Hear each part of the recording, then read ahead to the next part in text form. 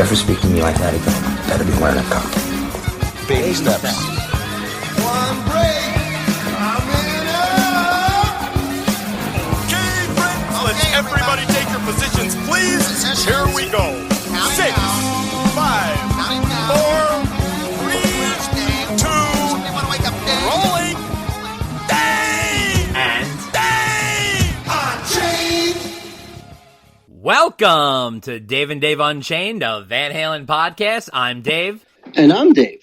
And we are at episode 104, Dave. We are winding down the end of the summer. How are you feeling as the season starts to close? I am ready for the super hot weather to end, and I welcome the cool weather. All right. Well, we got some cool news coming up, so we're going to get right into Van Halen news. Van Halen. Well, I tell you, I did not see this coming, but Wolfgang Van Halen has opened up again.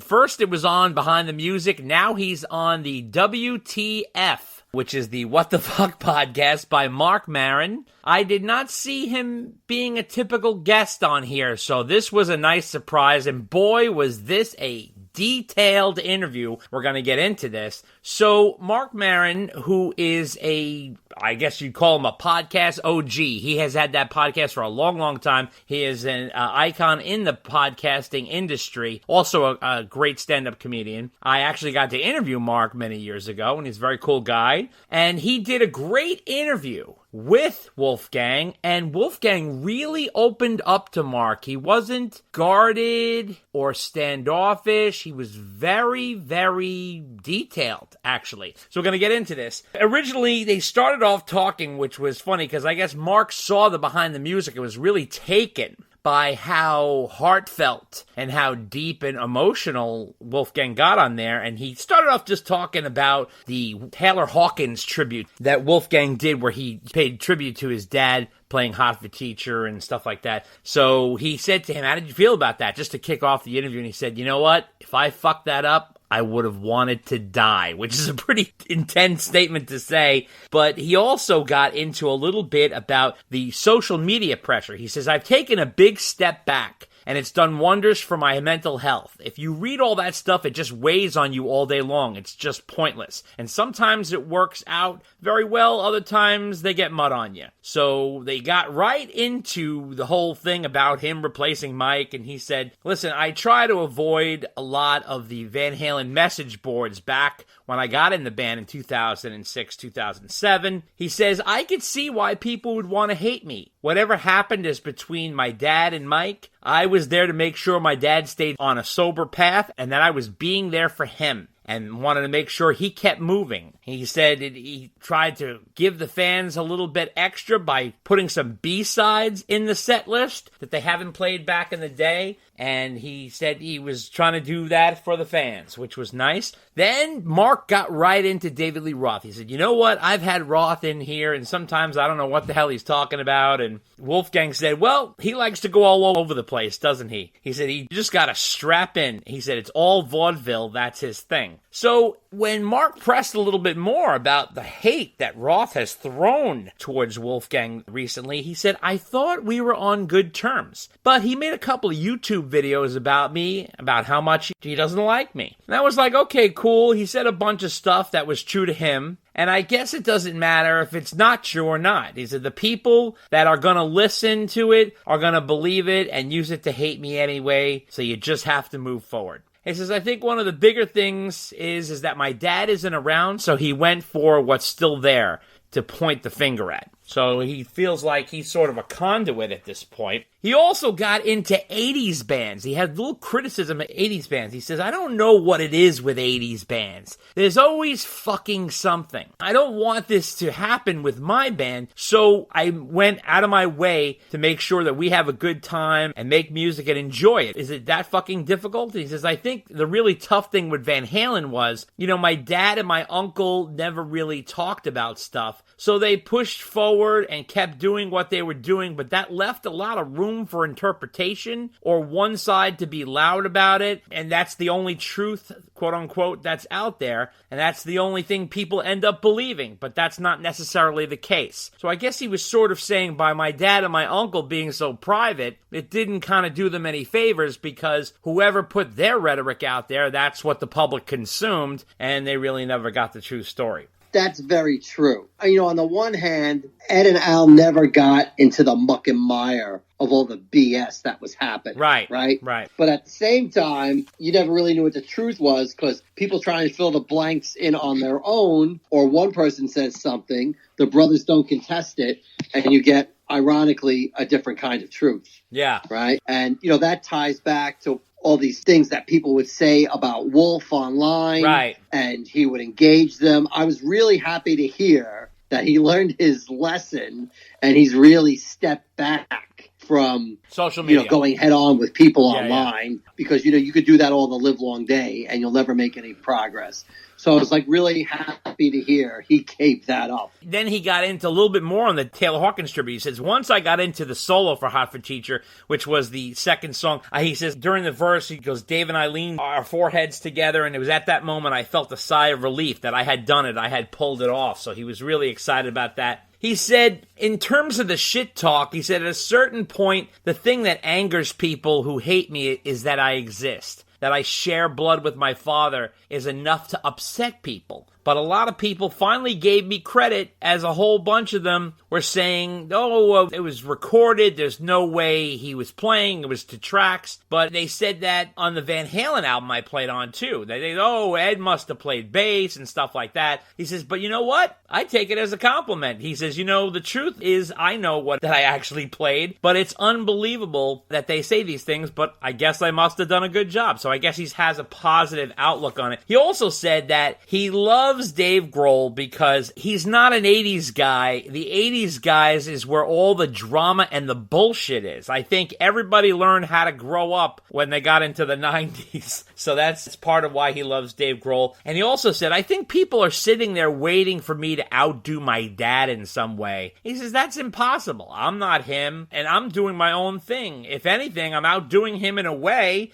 because he wouldn't be able to play all the instruments. He says, I'm a better drummer than he is, but no one says anything about that. Then he got into some of his favorite guitarists. He says, listen, I never mentioned my dad, and I never mentioned my Uncle Al as my favorite drummer because they're my blood. They're like part of me, so that's not really fair. But he did say that he loves Aaron Marshall from Intervals and also loves Paul Gilbert from Mr. Big and Racer X. That was kind of cool. And in terms of working alone, he says, the reason why I record everything by myself and play all the instruments, he goes, I was inspired the way Dave Grohl did the first Foo Fighters album. Since I could play everything, I wanted to see if I could do it. He says, so I did it on the first album, and I had a good time, so I kept it going. I'm not a control freak. It's a better way to deter the bullshit that I saw my dad go through. Why involve anybody else? Or I'll just get filled with drama and bullshit when I'm actually having fun recording. So I guess a lot of that self-recording and him just working with Elvis Biscuit is he doesn't want to deal with drama in the band, and he's trying to keep his band a fun gang where they perform music together and everybody gets along. He's actually actively working very hard at trying to keep a good vibe going. So that's kind of interesting, right? Yeah, because he learned what not to do. Right. With Van Halen. I mean, really, right? Like, it affected him so much. Right. He's like, I am not dealing with any of this BS drama, because really he just wants to have it as an enjoyable experience, right? And who could blame the guy? Because, there was probably that weight in the room. Yeah. All the time. Yeah, he was sick of it. Between Ed and Dave, where things could just go haywire at any minute because somebody took something the wrong way. And there is Wolf effectively being the peacemaker. That's a lot for, at the time, a 17-year-old kid, right? So can't blame him for doing the album on his own, but it sounds like if you want to be in a band, like his band is the one to be in because he really, he wants to make it fun. Right, exactly. He wants everybody to have a good time. Now, in talking about his Uncle Al, he says he's incredibly private. It's another portion of why the Van Halen truth is always decided by other people outside the family because he never feels it's worthy to speak up. but he just wrote a book that it's going to be coming out soon, which is really cool because he never really spoke about anything much. And this is his opportunity, kind of like the opportunity I had when I did the Behind the Music.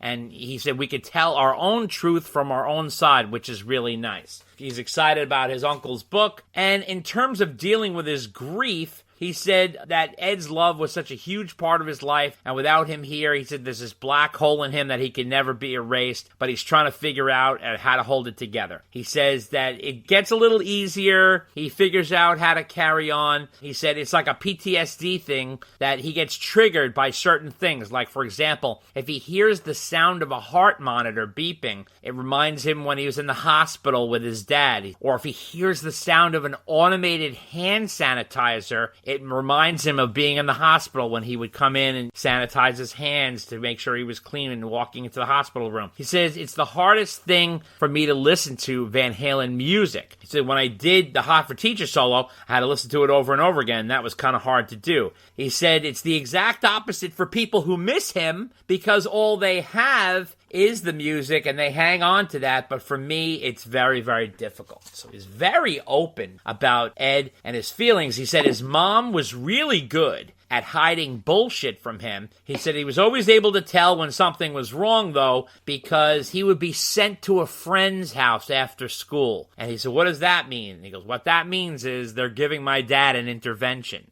So you have to realize the perspective that this kid is coming from. He was not only raised by two very famous people, but in a real ball of dysfunction. So there's a lot that you have to consider there, and he actually is pretty strong and together in comparison to what he went through. I got to tell you, Mark, he really did a great interview. He really gets the best out of people. It starts off as a casual conversation. Yeah. And then before you know it, like, he really has the gift of interviewing and getting people to open up. Yeah, it's incredible. And then he also said that his dad was sober on the Balance tour, and that a symbol of that was when he cut his hair. So he had cut his hair on the Balance tour. He had short hair. And then that reminds Wolf of good times, his dad's short hair. Like, for example, he cut his hair in 2007. At first, he thought everything was going to be okay for a bit when he was sober, and then he ended up going off the wagon. He says that age 15, his parents split up, and that he started playing drums at age 9 and guitar at age 12, and then bass, I think, at like 14. He recalled the moment when his dad realized that he had musical talent. He says, I remember the moment when my dad was like, dude, listen to him. And he said, he can play. And my mom was like, yeah, I can see where this is going. He says, I understood her trepidation on her part, but I managed to use my dad's experiences and path of least destruction so far. That was kind of cool that he's able to hold it together. He also said, I think a big thing you see with people in my position is the desire to chase everything that came before them rather than trying to find their own identity. So I want to be my own person. He says, one of the people, believe it or not, that was very helpful during his grieving time about Ed's death was Robin Williams' daughter, Zelda. If we all remember, Robin Williams had committed suicide, and his daughter went through that grief as well. She said, she really made me feel not alone, and she's wonderful. I guess they're friends. He also said that in terms of learning to play drums, he said that the only thing his dad taught him how to play is he put books on a table and showed me how to keep a beat. But what Wolf did was he took the best of Volume 1 of Van Halen, as well as Enema of the State by Blink-182, and he worked hard at trying to replicate everything he heard on both those albums. That's how he learned how to play drums. He continued to talk about his love for AC/DC. Him and Ed had a passion for AC/DC, and he says, I remember when my parents pulled me out of school for a week and rented a Winnebago, and we traveled to the Grand Canyon, and my dad played the song Big Balls for me, and the song made me laugh so hard because of the way Bon Scott sings it on there. I love AC/DC ever since. He also said that they bonded over Peter Gabriel. He said, hearing Red Rain changed my life, and my dad put me on the ground with a pair of headphones and told me to just listen to it over and over again. So that was kind of cool. And he said another reason why he works alone is that he says, I've done the band thing. I've been in Tremonti. I've been in Van Halen. I've done the dudes in a room thing. And this is what leads me to where I find my most artistic satisfaction by working alone. He says, I'm having fun with it right now. Maybe on the 5th album, I might not want to play drums. You never know. And then Mark put this poetically. He said, I find it very funny that the best heavy metal band of the 80s was 2 Asian guys and a Jew. The reason why he said that was Dave's Jewish, and both Ed and Al are half Asian because their mom is from Indonesia, I think, right? So, right. Yeah, and then Wolf laughed. He says, that's an incredibly poetic way to talk about Van Halen for sure. I love that. So he thought that was funny. In terms of his mom, Valerie, he said she's very grounded and she's the main reason I don't have a coke problem. She instilled a bunch of morals in me and she loved me unconditionally and helped me figure things out and how to operate as a person. But he said that the divorce did fuck him up, but he said at this point for kids his age, it's like a rite of passage. He said it's very, very common that they go through. Now, when they got to Ed's cancer, he said initially it was cancer on his tongue and they chopped it out and we thought he was good. But he says, it did come back. And then he said that he never knew his grandfather. And he said his grandfather never even made it to see the Hagar era. But I think he made a mistake in that. I believe his grandfather did get to see the Hagar era, if I'm not mistaken. I think Ed's dad died. Like at the end of the 5150 tour, right? Yeah, like in December of 1986. Right. So yeah, I think he's a little off on that one. Now, interesting enough, his grandmother, which is Ed's mom and Al's mom, passed away in 2004. And regarding his grandmother, he said she spoke Indonesian, not so much English. She would speak in Dutch to my dad, and my dad had a very traumatic upbringing. His mom was very rough on him. She always told him that he would amount to nothing, but he sure proved her wrong. And he also said Ed had to deal with a lot of racism. He says, but people don't think about that because Ed looks like a white dude. He said, but back in the day when he came to America, he was treated that way, and both Ed and Al had to deal with that because they barely could speak English. He said that the trauma is very tough to deal with for Ed, but he eventually got sober, but he had a lot of anxiety. Ed was filled with anxiety. He said something that I'm realizing I share with him because he was so scared of going on stage and had an anxiety about it, and that's why he drank. But he said being on tour with him in 2007, having Wolf on stage as a young teenager, being up there performing, he said it gave Ed confidence to go on stage without drinking because he's looking over to his 15-year-old son doing it, and he said he better nut up, which I thought was kind of funny. And he also said that very often Ed had this funny thing that he would do. He would count in wrong, and Al and Wolf would always save him, and Ed would have no idea, which is, he said, really cracks him up because it's like a funny memory that he has from touring with his dad. But he mainly said he was a bedroom musician before he was in Van Halen. And that was funny because Mark goes, you went from the bedroom to Van Halen? He thought that was insane. He said you went from playing in your bedroom to playing in Van Halen's. That was really kind of funny. He said he picked up the bass at 14 and like I said, guitar at 12. But he also said that I really didn't want to pick up the guitar because in a way it was a daunting task to compete with everything Dad had done on guitar. He goes, I'll never be my father, but who fucking cares? My dad was my dad and I am me, and no one is going to do what he did. I just play what sounds good to me. He said he grew up on a steady diet of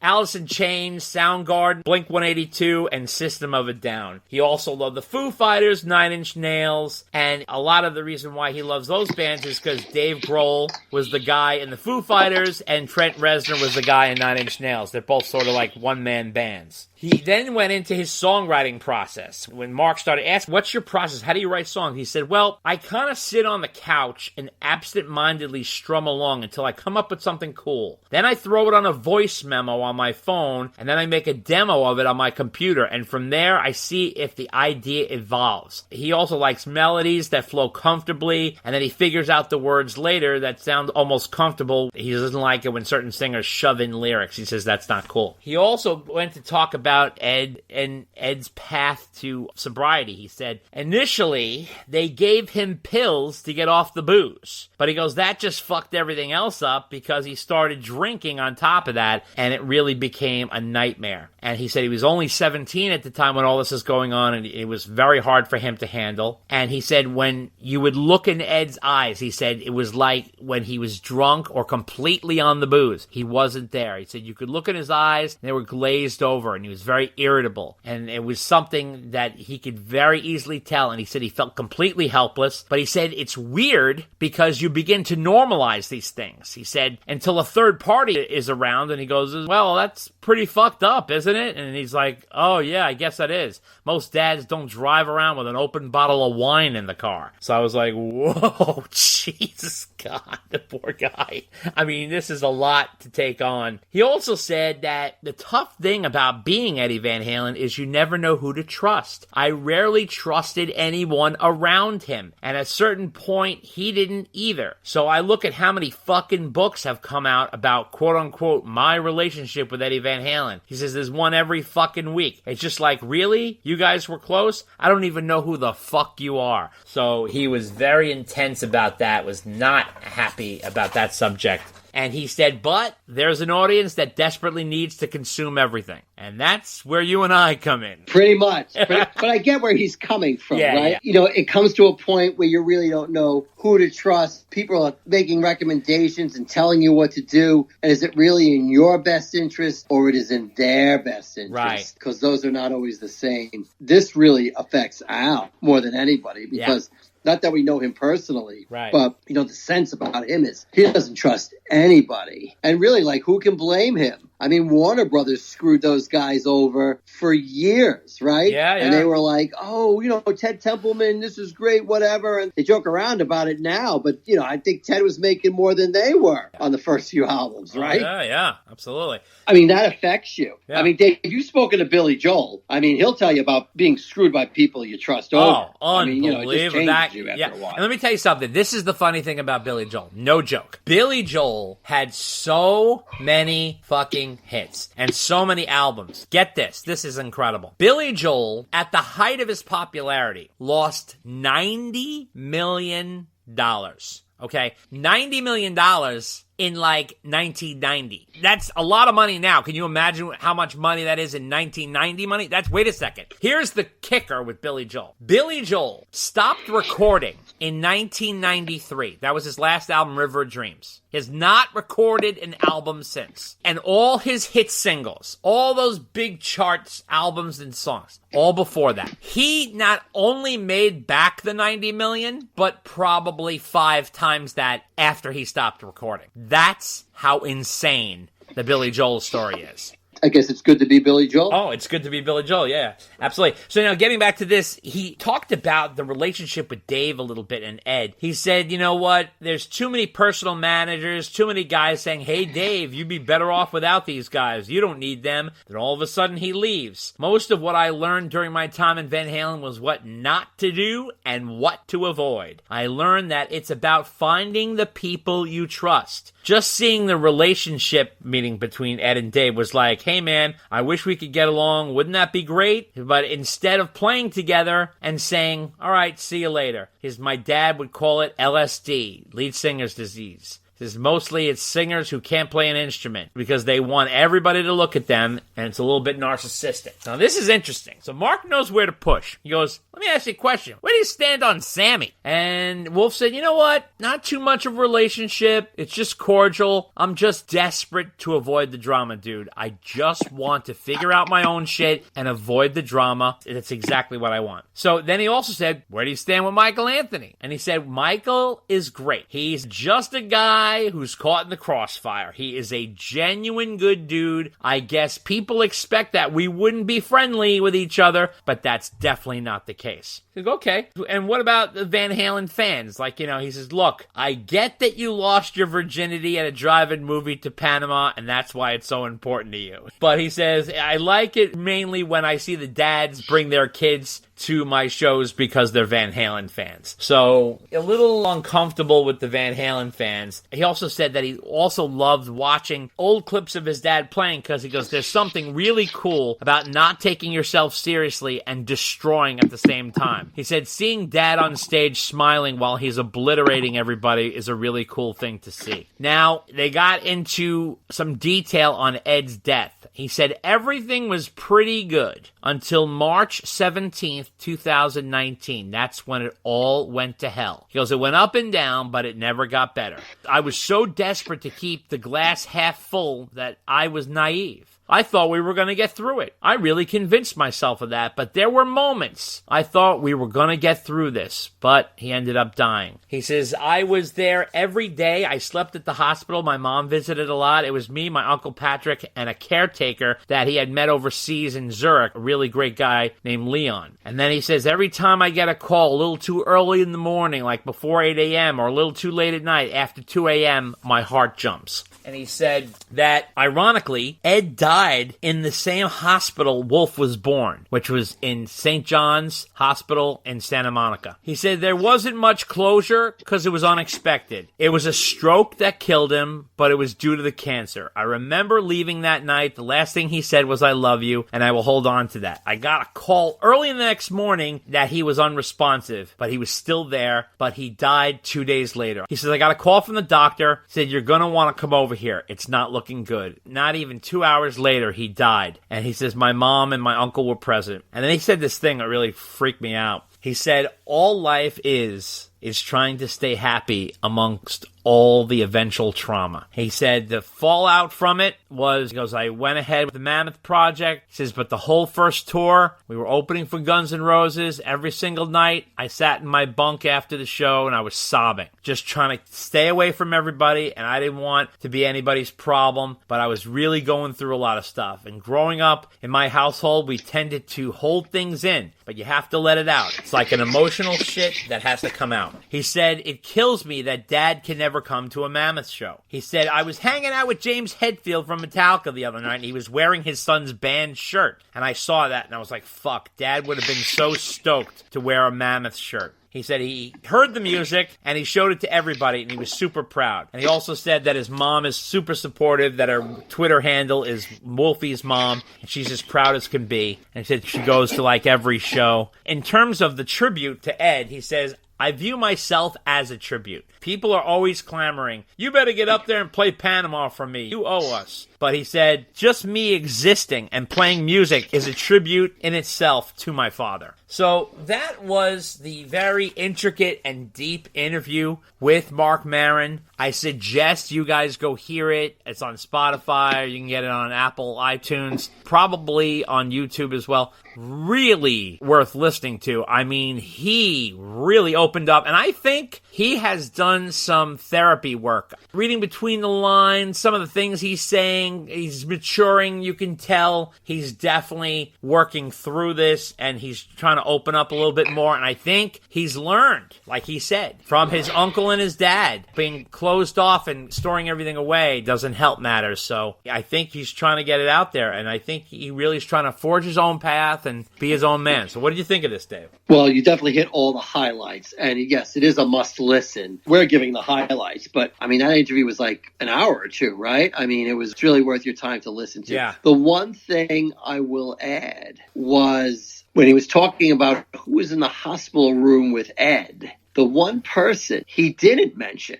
was Janie. Yeah. Which was surprising. This is none of my business, and I don't know what the fuck happened, but something must have went down where they made a deal with her and she went her own way. It's like erased. It's like scrubbed from the whole situation. Well, it does feel like, especially with Val, yeah, that they are really emphasizing, when I say they, I mean her, like she's really emphasizing their post-divorce relationship. Yeah. And Janie was like Ed or Al. I mean, she hasn't said a thing. So again, it's like really easy to make assumptions when you only hear one side of the story. And let's be honest here, that side of the story is very biased. So, you know, who knows what happened. But I do find it interesting because I seem to remember that when they were talking about who was there by Ed's side on his deathbed, Janie was one of them. Yeah. Because I remember at the time thinking like Janie was there and Val was there. I was like, oh, well, that's interesting. Yeah.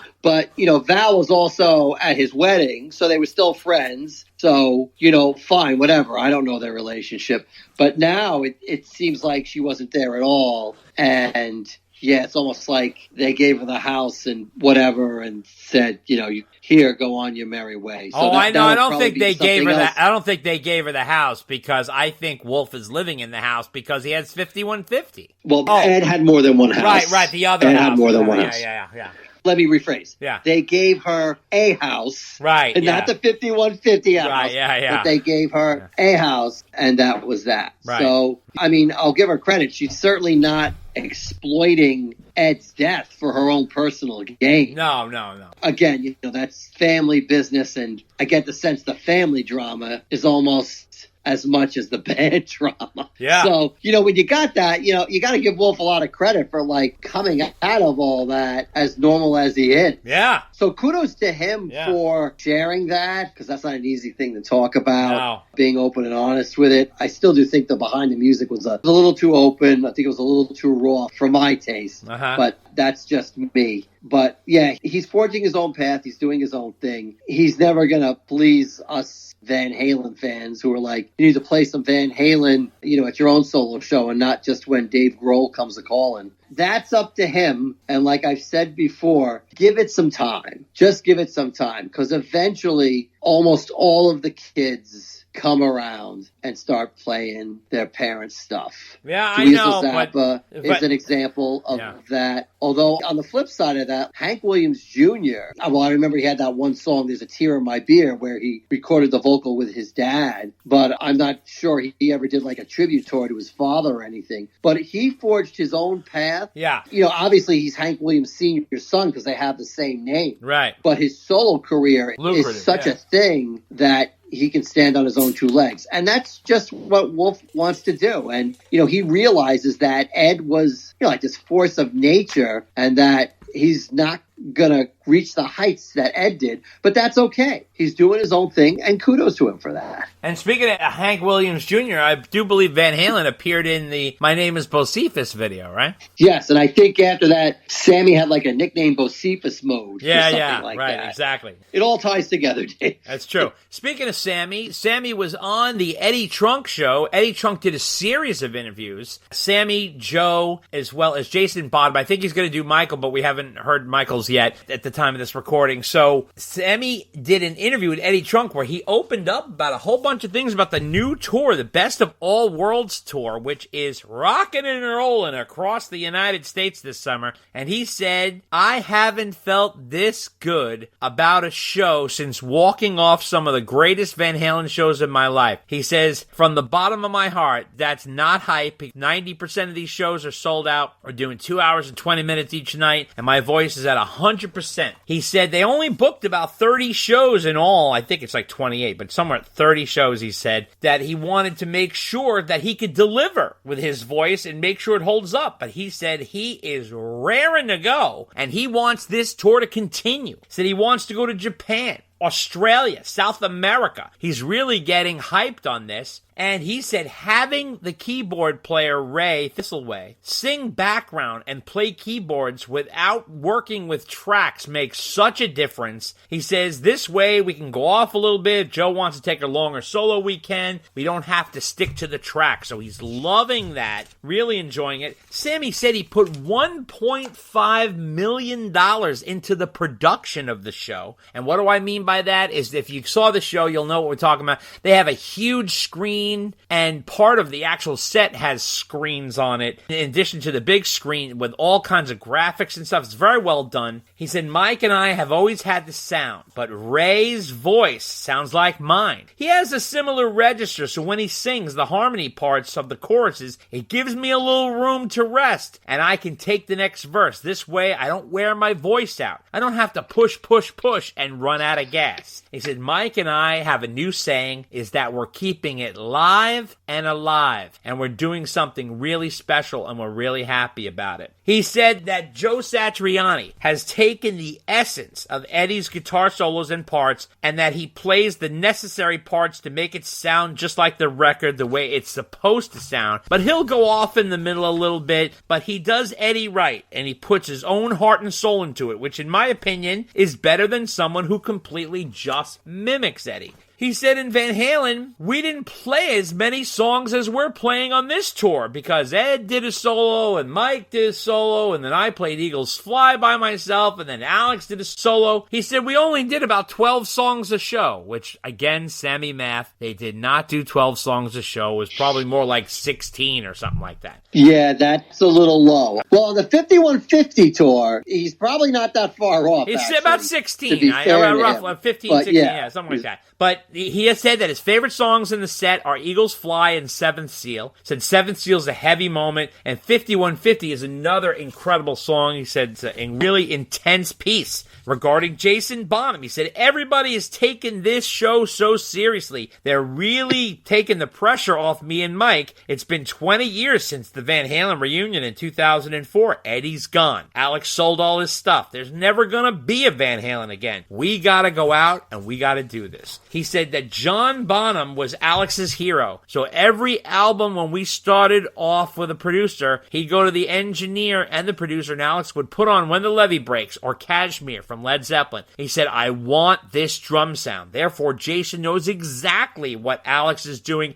and he plays it naturally. He also said that Jason looks great. He lost 50 to 60 pounds just to keep in shape to do this show, which is incredible. He also said, regarding Alex Van Halen jumping on stage with them, he said, I'll bet every penny I have that he won't show up. But I don't think Alex wants to play with other people. I think he's heartbroken about his brother. I made the call to Al before I called Jason. I reached out to him by phone, by text, and by email more than once, but got no reply. So we had to move on because we weren't going to wait another 20 years. In regards to David Lee Roth, he said Dave went AWOL after saying that he would join them on stage. He said he kind of slept on it, which is fine. I don't need Roth antagonizing me. If he really wanted to come out and sing a song and not try to pull some crazy whacked out shit, God bless him. But he's unpredictable. He's a showman and he likes to upstage people. That's his game. I'm not into that. But I'd love to have him if he wants to come on stage and sing Jump at the end of the show. He says, come on, come sing the fucker if that's what you want. He says, I love the song Panama. He says, that song's badass. He goes, 2 songs pissed me off, Panama and Jump, when I was in competing with Van Halen. He goes, those fuckers, they did it. He says, but to be honest with you, Dave's songs are easy for me to sing because they're in low register and it gives me a freaking vocal break, which is a little kick in the pants there, Dave. Spitting back at Dave. Your songs are so easy, I'm going to play them while I sleep. So that was kind of funny.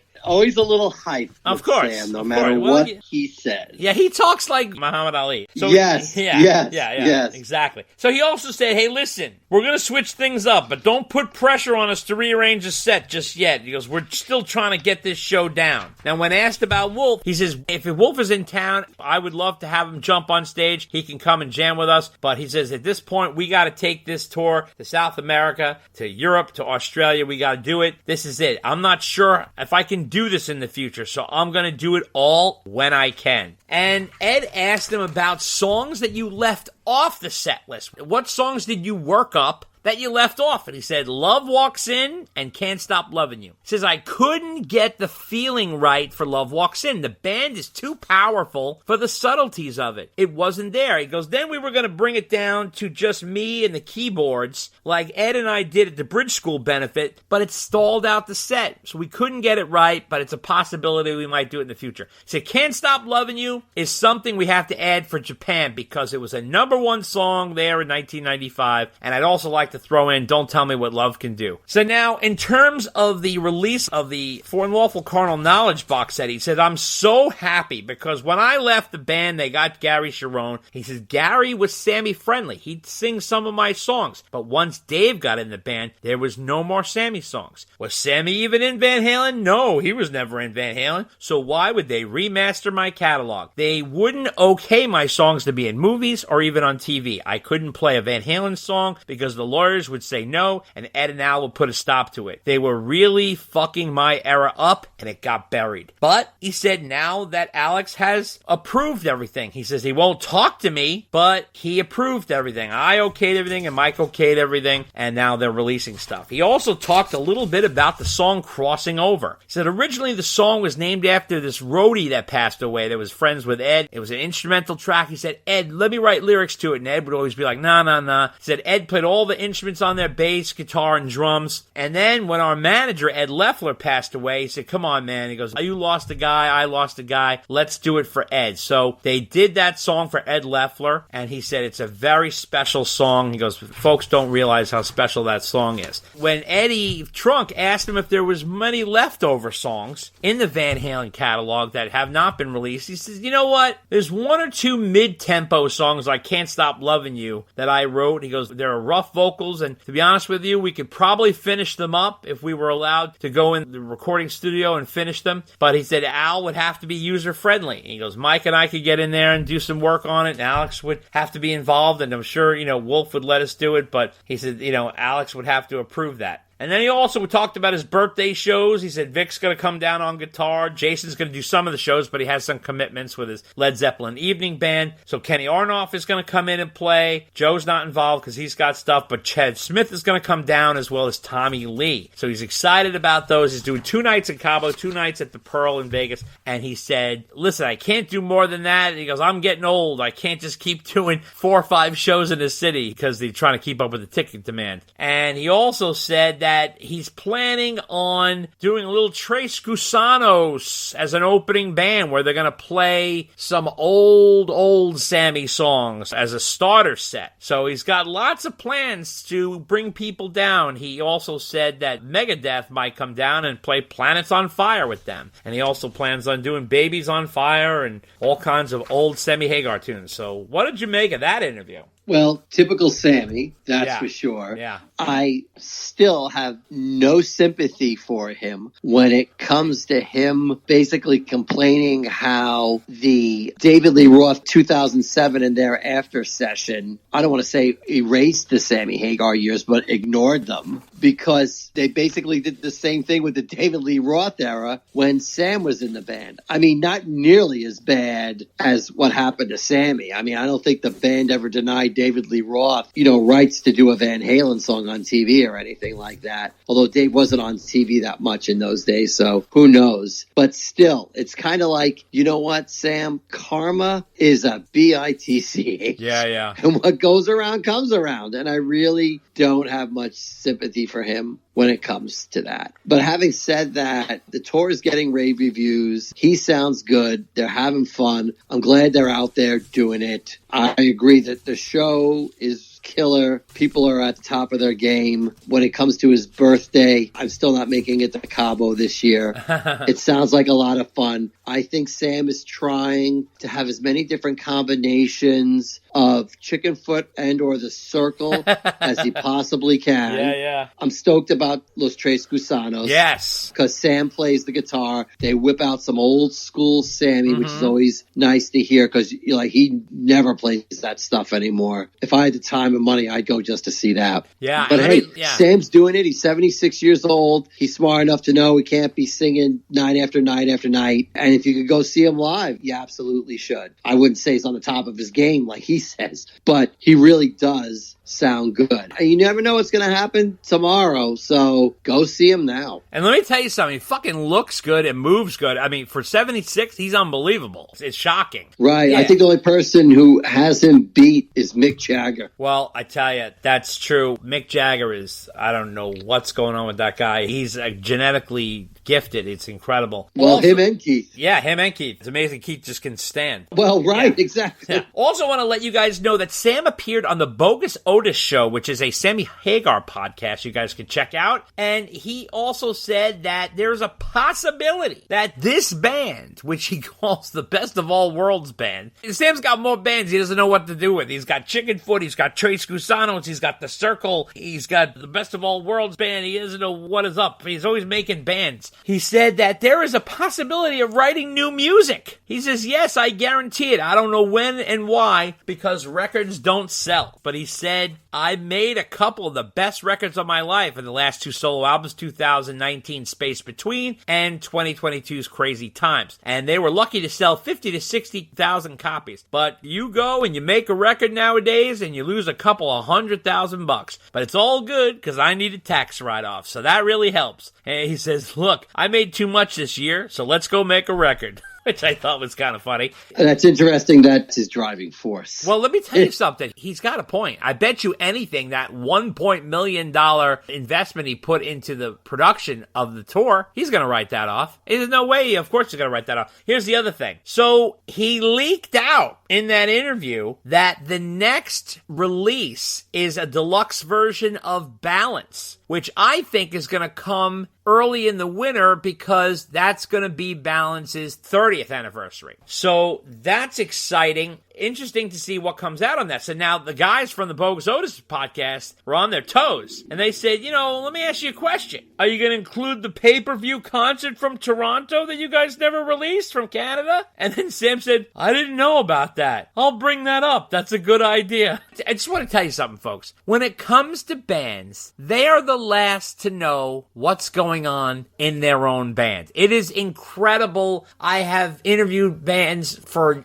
decades. If you tested them on what song is on what album, they have no motherfucking idea. It's incredible. How they don't know, I don't understand, but even when you only have like 12 albums, like you can't figure out what song goes on what album, what year that album was released, they don't know. They don't know. The fans know more than the band, for sure. I want to let you know that. Yeah. And I could get that Sam was like, oh, I completely forgot about that thing, right? Yeah. But you have to believe that somebody at Warner Brothers knows about that show. You know why I say yes, Dave? Let me tell you why. Because that's not in the 5150 vaults. That's in the Warner Brothers vaults. Oh, yeah, totally, which is why it's an easy grab for them. It's an easy grab. Because they don't have to, knock on Alex's door. Right. But the fact that, it either hasn't come up at all, right, and it seems like at this late hour, you're like, hey, guys, what about that Toronto show? And Warner Brothers or whomever is putting out the box, they're like, oh, yeah, we completely forgot about that. Oh, we got to rejig the whole thing.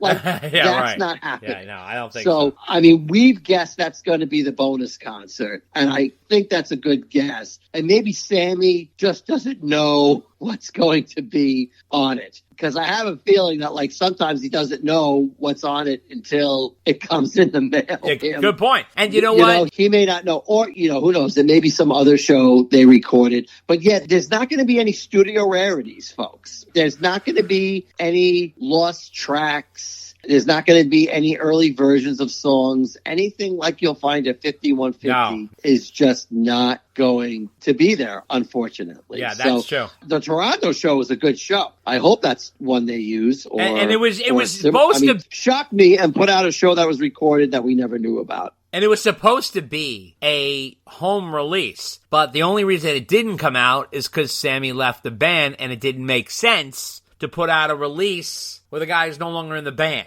Yeah. Right. So, they were close. The intent was to release that show. Yeah. And it would be cool because I think, Dave, you have to correct me on this because I have not watched it in a long time. Yeah. But I feel like what was on pay-per-view was not the whole show. That's hard to answer. I don't even know. Let me put it to you this way. If that's the case, then put out the whole show. Yeah, for sure. Yeah. Right? If that's the case. But I remember that was the event that finally made me get pay-per-view, which is laughable because you have to understand that 1995 was 10 years after pay-per-view was started. Right. So I was a very late adopter to pay-per-view, but Van Halen pushed me over the edge. That's because you're a cheap bastard. Admit that you're a cheap bastard. Oh, that's totally the reason. Absolutely. I don't deny that for a second.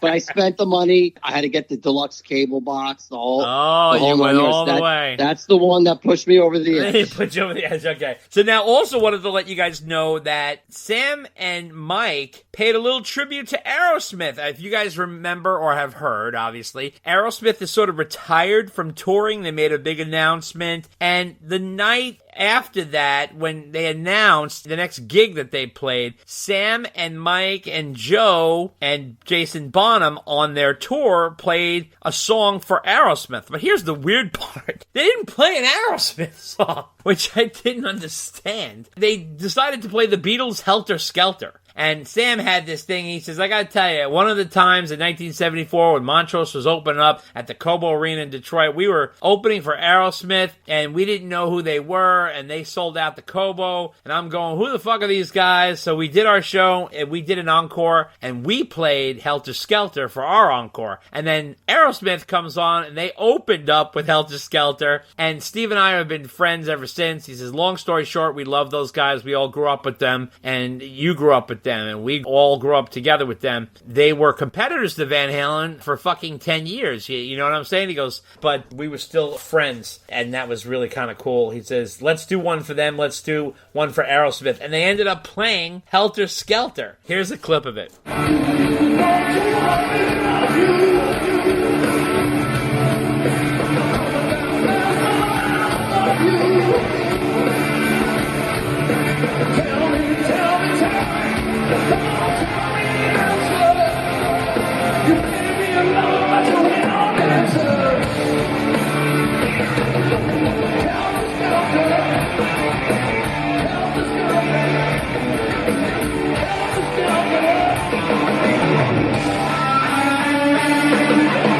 That was bizarre, right? That was a weird choice. Like, yeah. Hey, salute to Aerosmith, great band. Sorry they're not touring anymore. We're going to dedicate a song to them. It's not an Aerosmith song. It's a Beatles song, and it's not even a Beatles song they covered. You know, you'd think, like, Come Together, right? That would be an obvious choice. Yeah. So it was almost like he wanted to do a salute to Aerosmith. They didn't know any Aerosmith songs, so they're like, what song do we all know? Okay, we'll do that one. Yeah. I mean, that's what it felt like. It did. And I also wanted to let you guys know that, you know, Dave and I were talking about this. He was saying, oh, we're going to have all these different guests on this tour, and there hasn't been a lot. However, there was a couple. So Sam and the gang has invited two people on the stage, which was July 26th at the Xfinity Center in Mansfield, Massachusetts. Now, wanted to let you guys know that it was Pat Malinahan of Train, as well as Kevin Cronin of REO Speedwagon, jumped on stage and sang When It's Love with them. And he said they were doing some background vocal trade-offs, that kind of thing. So that was kind of fun. And here's a clip of that.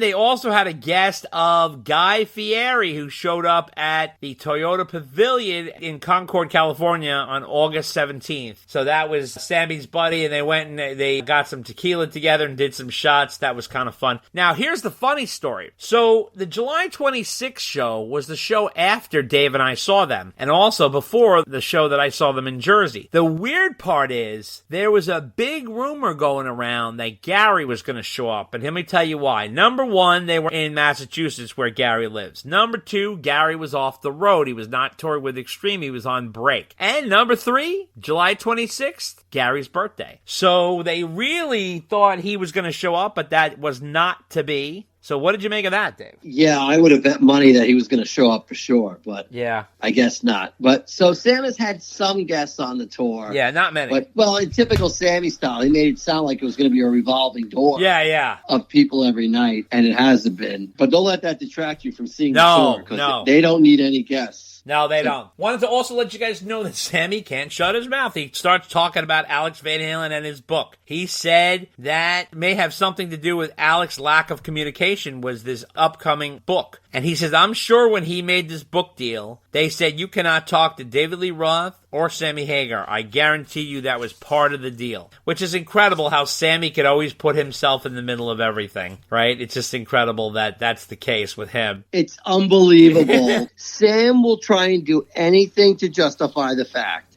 that Al is not talking to him.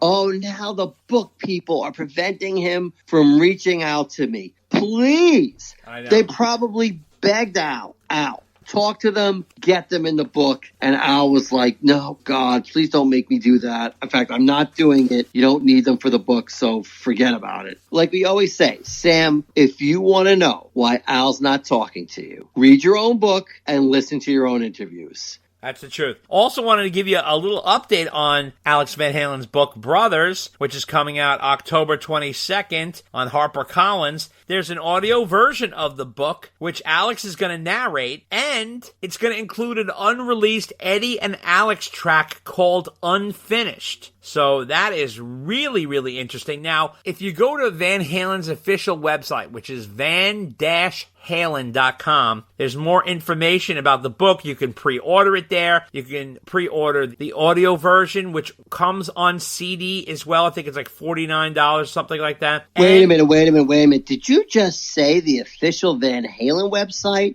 was updated? Yeah. You mean they're selling something? Yeah. And that's why it was updated? Yep. Unbelievable. Well, not a surprise. And also there's going to be signed copies available too, so you might want to check all that out. And there's a rumor of a deluxe edition of this book. It doesn't have details on it, but apparently you can't pre-order the deluxe edition. I don't know what the deluxe edition includes, but that is what's going on. Check it out at van-halen.com. Want to also let you guys know that David Lee Roth put out a new song, sort of, on YouTube. He didn't really put it officially as a single or anything on Spotify as of yet. He did a cover of Simon & Garfunkel's Baby Driver. Here's a clip. Well, they call me Baby Driver. Once upon a pair of wheels. Hit the road and I'm gone. What's my number? I wonder how your engines feel. Scoot down the road. What's my number? I wonder how your engines feel. Shine a light.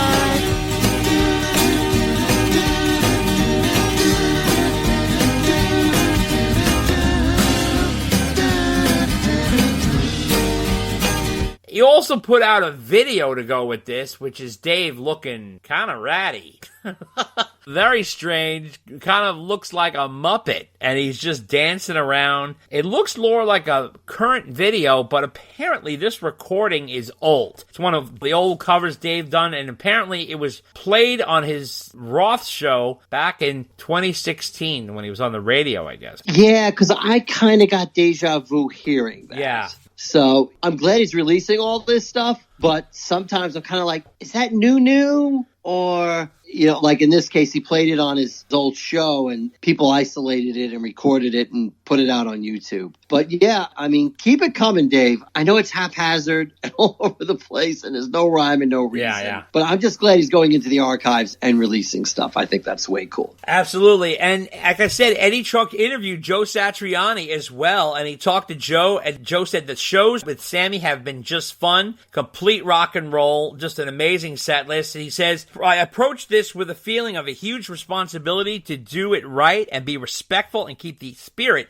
of Eddie Van Halen alive when I play these songs. So when they talked to him about the Stern Show appearance, he says, I was totally unprepared, but I always trust Sam's instincts. I knew I wasn't ready, but I knew something would come of it because Sam is never wrong about these things. We were winging it, but obviously me more than them because they have played these songs together for many years with Jason. But I was like a fan who was pulled up from the audience to play guitar with a famous band and play from memory. He says, I realized the essence of what you need to capture to make these songs right goes beyond the fingering and the picking. You got to get the right amp with the right guitar, and I knew how to study the arrangements and figure out where he puts his fingers for this part or that part, but I had to pay attention to the magic that Van Halen created goes beyond that. And he said, it's stuff you can't write down on a piece of paper. It's sort of like live magic, dangerous rock and roll stuff where you walk on stage and you have to conjure up that magic and let the audience do it with you. I screwed up a couple of parts of the arrangements. I learned a great deal from the Stern Show appearance. Now I walk on stage feeling confident, and I have figured out a way to do it. And Ed asked him about his process, and this is what he said. I started working with Delana Scott of Third Power Amps to create an amp that will allow me to capture what I describe as the 1986 Live Without a Net sound with a little more juice. I'm not a designer or an engineer, but I hope they could figure out what my description was. And he said, there's an amazing guitar community of players out there online posting videos on YouTube. And I started looking at them all. I go online and I'd see 20 different versions of Good Enough or Pound Cake or Judgment Day, and I learned so much from watching other players to attain those magical moments in certain parts of the song. I was able to watch other people play them, so it kind of blows my mind. Now, I've been Joe Satriani for a long time, so there's no way I could literally sound like somebody else, but I wanted to do it right. I learned everybody's version, including the ones on the album, and I absorbed it all. And it helped me figure out fast where to put my fingers on the fretboard. He said Ed would do an album version and then Al and him would work on a song for 2-3 weeks. He said, I couldn't find one live clip of Eddie playing the same song remotely in a similar way. I wanted to see how the other guitar players would work around the fact that their hands are not Eddie Van Halen's hands. Eddie holds his guitar in a certain place. He holds his pick in a certain way. That makes a big difference. They're always going to play it different because they're not Eddie.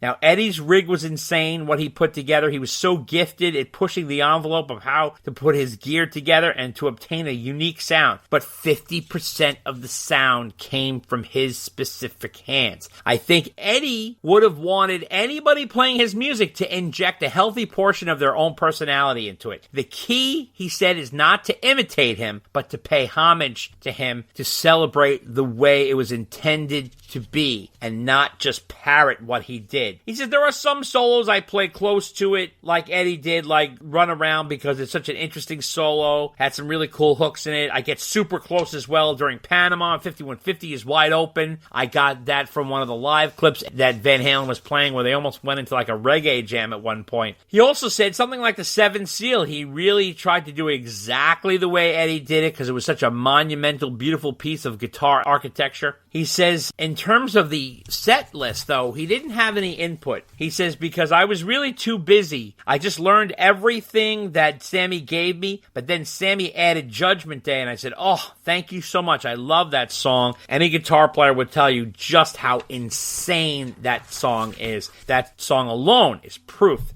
that Eddie's a genius. And Eddie asked about extra songs. He said, we ended up subbing out Oh Yeah, which is the Chickenfoot song, for another Chickenfoot song, Bigfoot, which he was very pleased about because he loves Bigfoot. And he said, but Can't Stop Loving You was a technical issue for me because I had to get this super clean guitar sound that he has where he plays 2 or 3 guitars with a certain kind of sound, and I had to tweak my tech to get the right sound together. But he said that Eddie really knew how to throw everything all into one amp, and that's hard to pull off, but he has these like Dragon amps. He said, I'll do my best to get as close as I can to it when they finally play that song. So that's interesting. He also said Mike's been a great sounding board for all questions about how Eddie did certain things. He said he got great anecdotal evidence of how Eddie would play certain songs and how Mike would follow Ed because Ed was just a constant fountain of creativity. And he says, but Sammy and Mike give me free reign to do a lot of stuff, and he said that Ray is a big help, and he says a big addition to the band. He said that Ray was in a big band in Australia called Thirsty Merc, that they were very popular there, so that was interesting. When Eddie Trunk asked Joe if he ever knew Eddie Van Halen, he said, I only met him once. When I was making the Extremist album in LA, it was only for a couple of minutes. He was hanging out in the recording console. We were listening back to the track Speed of Light, and I had a little trouble there. I wasn't sure what we were going to do with it, and he had a couple of suggestions suggestions. And then the producer of the record, Andy Johns, came in and they took off. And then Ed asked him about when Alex called him to do a Van Halen reunion with him and Dave. He said, no one was more surprised than me that Alex called me. Why me? I kept asking him on the phone. And they kept saying, you're the guy, you're the only guy who could do this. But I never got a good explanation as to why. I had a deep love for Eddie's music and his playing, therefore I found myself saying, yes, I'll do it, before I even thought it through. I didn't press them for an explanation. It was a challenge, and there was no way I was going to turn it down. But I haven't spoken to Dave in a while until about a week before we were on the Howard Stern show, and he said, I spoke to Alex a few times, but not recently, since the tour got up and running. But he said it's a bittersweet part of this whole thing, as I was never in the Van Halen family or friend unit. He said, I really don't want to get involved in all the drama. I'm here just like the fans, and I'm here to do the music right. All of that stuff has nothing to do with me. I'm here to celebrate and respect the legacy as best I can. And he said when he saw Wolf on the Taylor Hawkins tribute, he said that's the best tribute version anyone could ask for Eddie Van Halen. It was so natural to see him play his father's music. No one could ever do it better than Wolfgang. It was great and it was touching, and that's what I needed as a fan. He said that he loves playing little parts of Eddie's songs. He goes, even if he gets little things right, he says a little harmonic or a scrape, or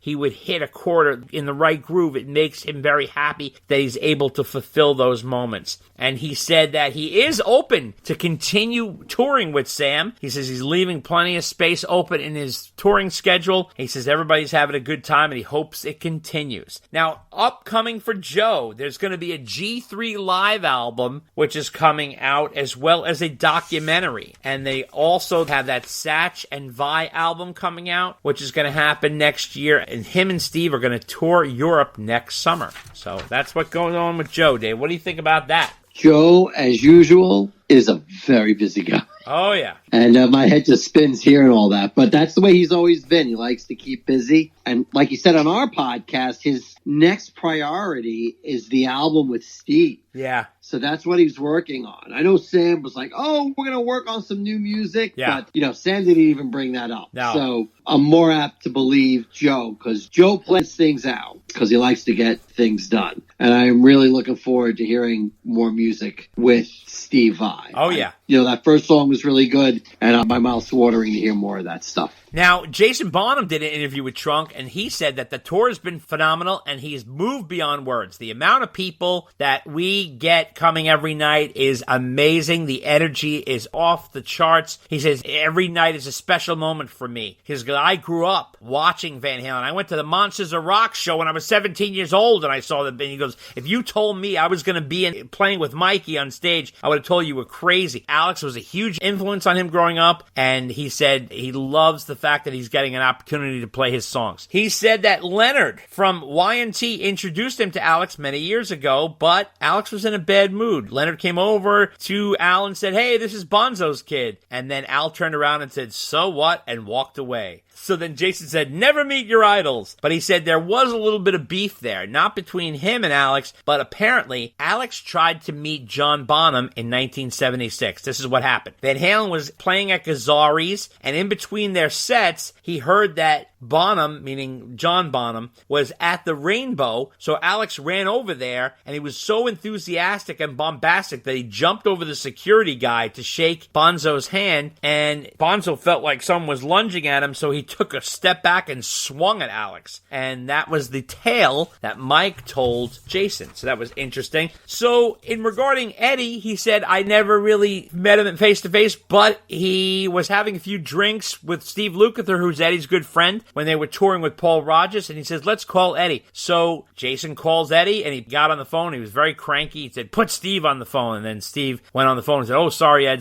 And apparently they woke him up. But that was kind of a funny little Ed story. So he had some contention there with the brothers, which is interesting. He also said he wanted to build a huge drum kit with 3 kick drums in honor of Alex, of his past big hits, and to pay homage to him. And he also said that he likes having a big spectacle drum kit because it reminds him of Alex. It would look cool and be very retrospective and a little tip of the hat to him. But he said that he studied the songs, the originals, very hard. He says, I can only do my part and leave it to the sound man out front to see what comes through. He goes, but the focus is on Joe because I wouldn't want to be the focus. I'm in the back, and I'm trying to do my part there. But he did release a very interesting tidbit, Dave. Listen to this. Jason Bonham auditioned for Chickenfoot and didn't make the band. He said, Sam said that Joe didn't want me in the band. So now here I am going into this band, working with Joe. It was a little awkward. And at first it was like, yeah. And then he said, luckily, after rehearsals, I got to know him and everything has been worked out. And he said, you can imagine it was a little awkward at first. So that was kind of funny, Dave. What did you think of that? That is interesting. Like, were they talking about when they were auditioning drummers for the second tour? No. Well, that's a good question. Oh, yeah. I don't think Chickenfoot came together and they were like, and it was the three of them. They needed I mean, I was always under the impression they were down at Cabo, the four of them jammed, and they were like, hey, we should get a band going. I think you're right. Right? I think you're there right. weren't auditions for anybody in the band. No, I think you're probably right. It was probably for the replacement. Chad was touring with the Chili Peppers, and they needed a drummer for the second tour. Right, right. I mean, Kenny was great on that tour, don't get me wrong. Yeah. And truth be told, I liked him better than I did Chad. I think Kenny's more of a traditional rock drummer. Not totally. Not like Chad's band. Yeah. It's not like he's garbage or anything. No, don't he's get me awesome, wrong. but it's just a personal preference. Oh, Kenny is so powerful. It's insane.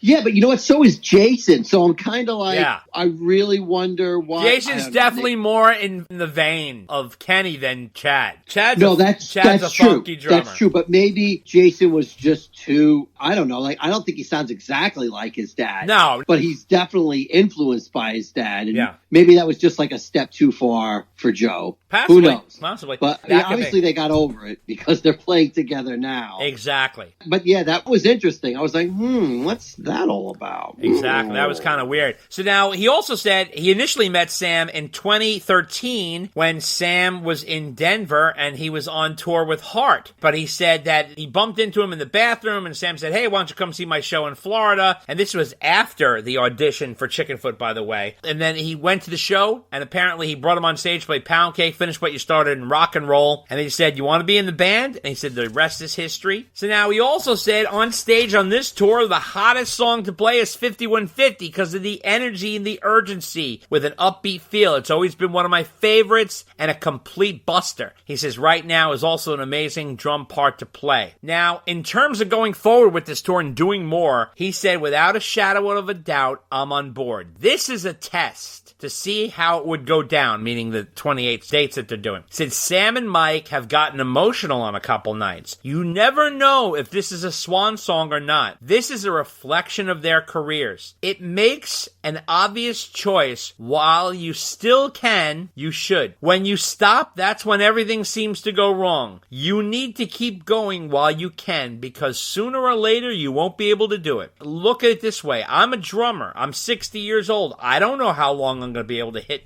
as hard as I do. He said, me, Sam, and Mike, we have a good laugh. We don't take it too seriously. It's loosey-goosey, but also tight as well. But we're having fun. He said, Sammy is one of the most positive people I've ever worked with, and we English can be quite negative. He also said that the intensity between Ed and Al is very clear on these songs. He said, the way Eddie and Al played certain parts is as if they were having a go at each other. There was certain intensity going on, and there was some unnatural pushing going on there. When he asked Mike about it, he said, yeah, that was Eddie getting at Alex. But he said it's been an eye-opening experience digging into these songs and really getting the feel for them and the way the brothers were. He said that was very, very interesting to learn. So what did you make of Jason's comments? It's really very interesting how they all work together and how they have their own perspective on how things roll out. Jason is another guy who seems like pretty grounded. I mean, he gave up drinking because like it was rough there for a little while for him. And, you know, he's another one who's the son of a legend. Yeah. But, you know, he's fine with that. He's very comfortable with that. I mean, he's on the opposite spectrum of Wolf, right? Yeah. I mean, this is a guy that plays tribute to his dad all the time and doesn't have a problem with it. But, you know, in the beginning, he was doing his own thing. Yeah. He had his own band. Yep.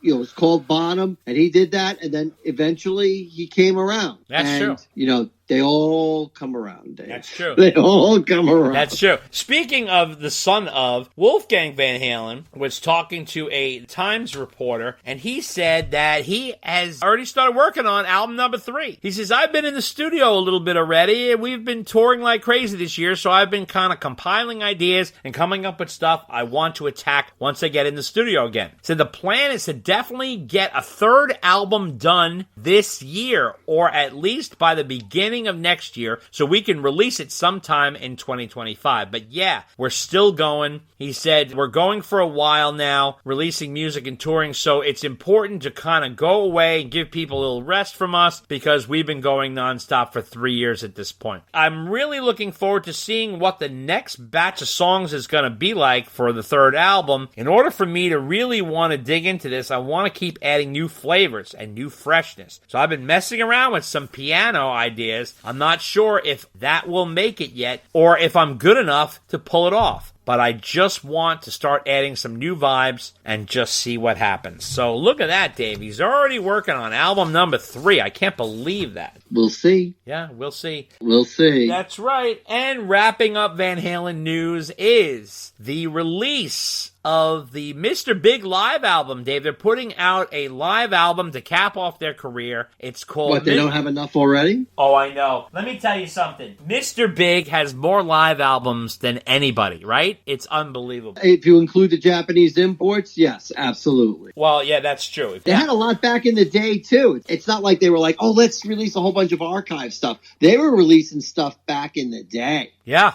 absolutely. So it comes out September 6th. It's called The Big Finish Live. And here's a track listing. Addicted to That Rush, Take Cover, Undertow, Daddy, Brother, Lover, Little Boy, the Electric Drill Song. Alive and Kickin', Green Tinted 60s Minds, CDFF, Lucky This Time. Voodoo Kiss, Never Say Never, Just Take My Heart, My Kind of Woman, A Little Too Loose, Road to Ruin, To Be With You, Big Love, The Chain, Promise Her the Moon, Where Do I Fit In, Wild World, Paul Gilbert guitar solo, Colorado Bulldog, Billy Sheehan bass solo, Shy Boy, 30 Days in the Hole, Good Lovin', and Baba O'Reilly. So that is the show that I saw, so I'm sure that'll make a great live album, so definitely want to check that out. Coming out September 6th, The Big Finish Live. And that wraps up Van Halen news.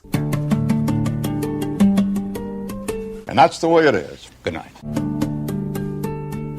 And we are on to our interview with journalist extraordinaire Steve Rosen is back. Why is he back? Because he has a new project, which is off of his Tonechaser book. He has put together an audio version of the book, but this is not just Steve reading the book. This is an incredible project because he has interspliced his actual original recordings that he did with Ed in the interview. This is really, really rare. So you're going to hear the actual interviews with Ed in the audio version. So it's not just Steve talking. You're going to hear Ed's voice. So for those who are huge Van Halen fans like us, this is real audio gold. Definitely want to check that out. We talk about how he got into all this and how the project all came about and what you can expect on that. But before that happens, we have a massive freaking mailbag to get through. I think we have something like 17 letters. So that's all coming up next. Take a listen. I gotta go, man. I gotta be active. Gotta accomplish something. I don't know. Gotta be a shining example. I'm not sure of what, but we gotta go. And things were just starting to slow down with the band, It was just take time, take more time. I want to go in the studio for a year. The studio for a year? I can't stand the inside of the studio anyways from the beginning, Mess up my tan, If you need a dose of VH, get a taste of the closest thing. Romeo Delight, the ultimate Van Halen tribute band, playing all the hits from the David Lee Roth era, first classic 6 albums, plus deep cuts, some of which have never been played live before by the band. They even throw in popular tracks from the Sammy Hagar era and solo hits. The most viewed Van Halen tribute band on YouTube, Romeo Delight, doing customized recreations of staging, instruments, and costumes from the classic Van Halen era. They even perform entire Van Halen albums in sequence.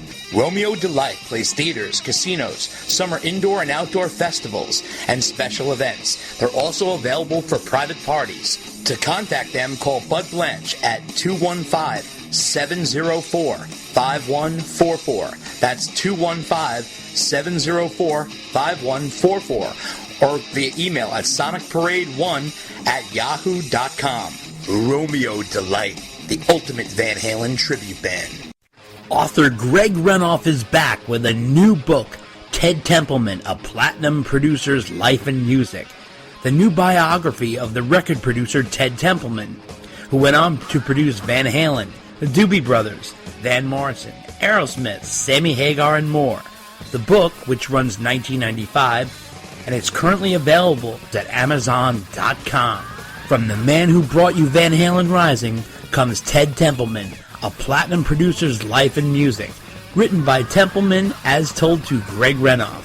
Available for only $19.95 at Amazon.com. Order it today. Check out the new podcast, The Rock Quarry, your place to hear in-depth interviews with some of rock's most colorful characters, with your host, entertainment journalist David J. Criblay. The Rock Quarry is available for free on Spreaker and iTunes. You can check us out on Facebook at The Rock Quarry Podcast, on Twitter at Rock Quarry Pod, on Instagram at The Rock Quarry Podcast, or email us at therockquarrypodcast@gmail.com. My name is Noel Monk. I'm the former manager of Van Halen from 78 to 85. You guys are lucky to be listening to Dave and Dave Unchained. Pick up the new coffee table-sized book, The Decade That Rocked, by legendary rock photographer Mark Weissguy Weiss. This 376-page book has hundreds and hundreds of full-color photos that Weiss shot through the 80s for magazines like Circus, Faces, and Hit Parader, featuring bands like Van Halen, Motley Crue, Twisted Sister, Bon Jovi, Skid Row, Guns N' Roses, Ozzy Osbourne, and more. There's even behind-the-scenes stories to go with these colorful, eye-popping pictures. The Decade That Rocked, a new book by rock photographer Mark Weiss, is available for purchase now. Go to thedecadethatrocked.com, where there are exclusive bundles available with extra prints, t-shirts, and even patches. Inquire about the Van Halen bundle, especially made for Dave and Dave Unchained listeners. Order today. The Decade That Rocked. It'll rock your world. Pick up the new book, Eruption, Conversations with Eddie Van Halen, by Brad Tolinski and Chris Gill. These music journalists share with fans new and old alike a candid, compulsively readable, and definitive oral history of the most influential rock guitarist since Jimi Hendrix. It is based on more than 50 hours of unreleased interviews they recorded with Eddie Van Halen over the years, most of them conducted at the legendary 5150 studios at Ed's home in Los Angeles. The heart of Eruption is drawn from these intimate and wide-ranging talks, as well as conversations with family, friends, and colleagues. In addition to discussing his greatest triumphs as a groundbreaking musician, including an unprecedented dive into Van Halen's masterpiece 1984, the book also takes an unflinching look at Edward's early struggles as a young Dutch immigrant unable to speak the English language, which resulted in lifelong issues with social anxiety and substance abuse. Eruption, Conversations with Eddie Van Halen, also examines his brilliance, who changed the face of guitar manufacturing. Eruption, Conversations with Eddie Van Halen. Get your copy today on Amazon.com. Need a laugh? Check out the Funny How Comedy Podcast, which focuses on upbeat conversations with legendary comedians. It's free on Spreaker and iTunes. Check us out on Facebook at Funny How Comedy Podcast, on Twitter at Funny How Podcast, on Instagram at Funny How Comedy Podcast, or email us at funnyhowcomedypodcast@gmail.com. Everybody was starting to get married, and everybody was starting to get their girlfriends, and everybody was starting like this when we come off the road, from the band. I'm always traveling, I'm always either on the road or I'm off in the jungle somewhere or, or in the city, I'm always moving around. And I saw everybody doing it, so I didn't have a girlfriend. I thought, I'd give it a shot. So I did the MTV commercials for The Lost Weekend, and there were two girls sitting there, when we did the commercial. I looked over, and I'm right-handed, and I looked over and I said, "You're it." All right, Dave, you know what time it is.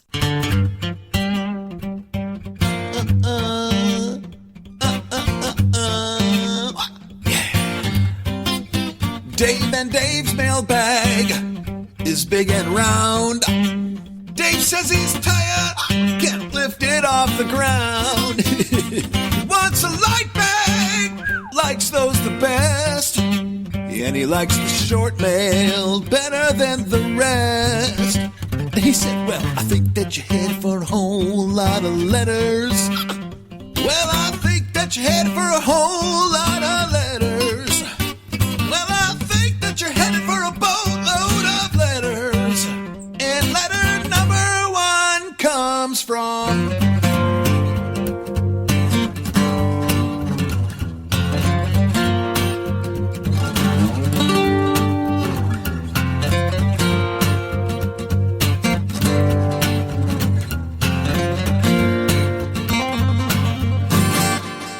That's right, it's mailbag time again.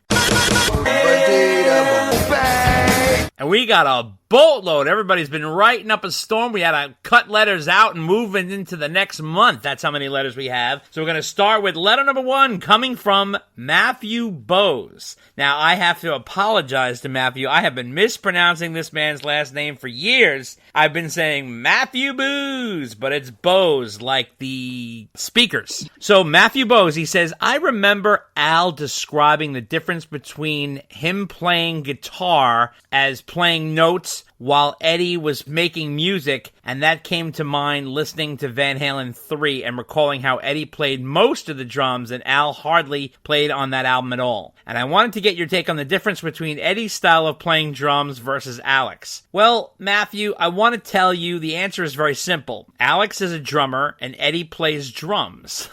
Eddie plays very straight ahead and can keep a beat, but he doesn't do any sort of nuance. There's no real signature feel to his playing, whereas Al has a very unique way of playing, very specific way of playing the drums with his fills and all kinds of wizardry. Van Halen 3 lacked a lot of that because Al was missing on a lot of the tracks. The essence of Van Halen in general was removed from that album. I don't view it as a Van Halen album, to be honest with you, and I don't even view it as an Eddie Van Halen solo album. I actually view it as sort of a side project Ed did with Gary, with some guest appearances by Al and Mike here and there. What do you think, Dave? That's an interesting way of looking at it. You stole my line, actually, because that's exactly what I was going to say. Really? Oh, yeah, about Ed versus Al. Oh, okay. Yeah. I mean, Ed is competent. He can play drums. Totally. But that's about it. Al's been playing for years and years and years and has a style all his own. Right, absolutely. Yeah. Letter number 2 comes from Kentucky Todd, and Todd says, Hey Daves, I was just wondering if either of you have ever noticed that there's a sound on House of Pain at around 1 minute and 50 seconds during Ed's solo. If you listen closely, it sounds like a phone ringing in the background. You can actually hear it twice, but one is more noticeable than the other. Here's a clip.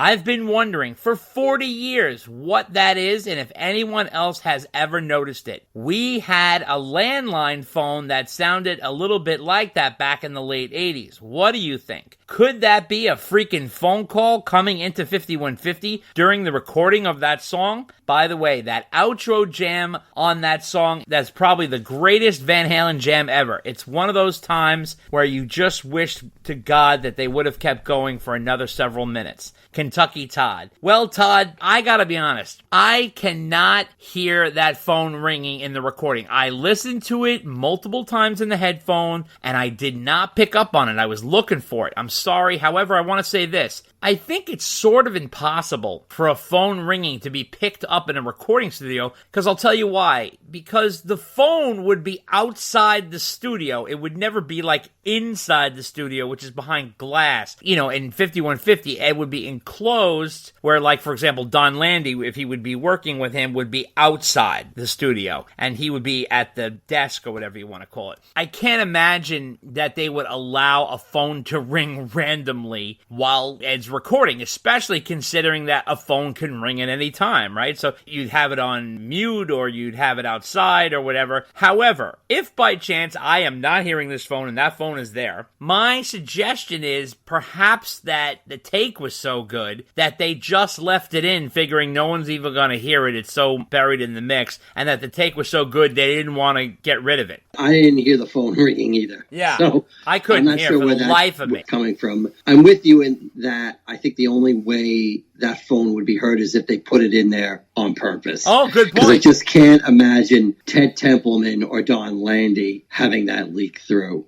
I don't know. Could be certain sounds coming together that make it sound like a phone. Anyway, I don't have a high-tech enough system to do that. The other item regarding end-of-song jams, I think he was asking which songs we like that have the best jam. He said his favorite one was the House of Pain. I'm more partial to the jam for Drop Dead Legs at the end. Oh, me too. I love that jam, and that's one I wish would go on for a few more minutes. That's my jam. That is true. I kind of agree with Dave. I love the jam on Drop Dead Legs. That might be one of their absolute greatest. I mean, it literally goes on for minutes without Dave, right? I mean, it's and there's some overdubbing by Ed 2 on that one. Nice use of overdubbing on that. Lots of guitar layering. That's good stuff. Yeah, it's a brilliant, brilliant track for sure. Letter number 3 comes from Steve Brown from Birmingham, England, and he said, it's great to have A Different Kind of Truth back on streaming, and I played this record a lot, and it bothers me that a fair amount of fans had criticized the album for being recordings of older songs,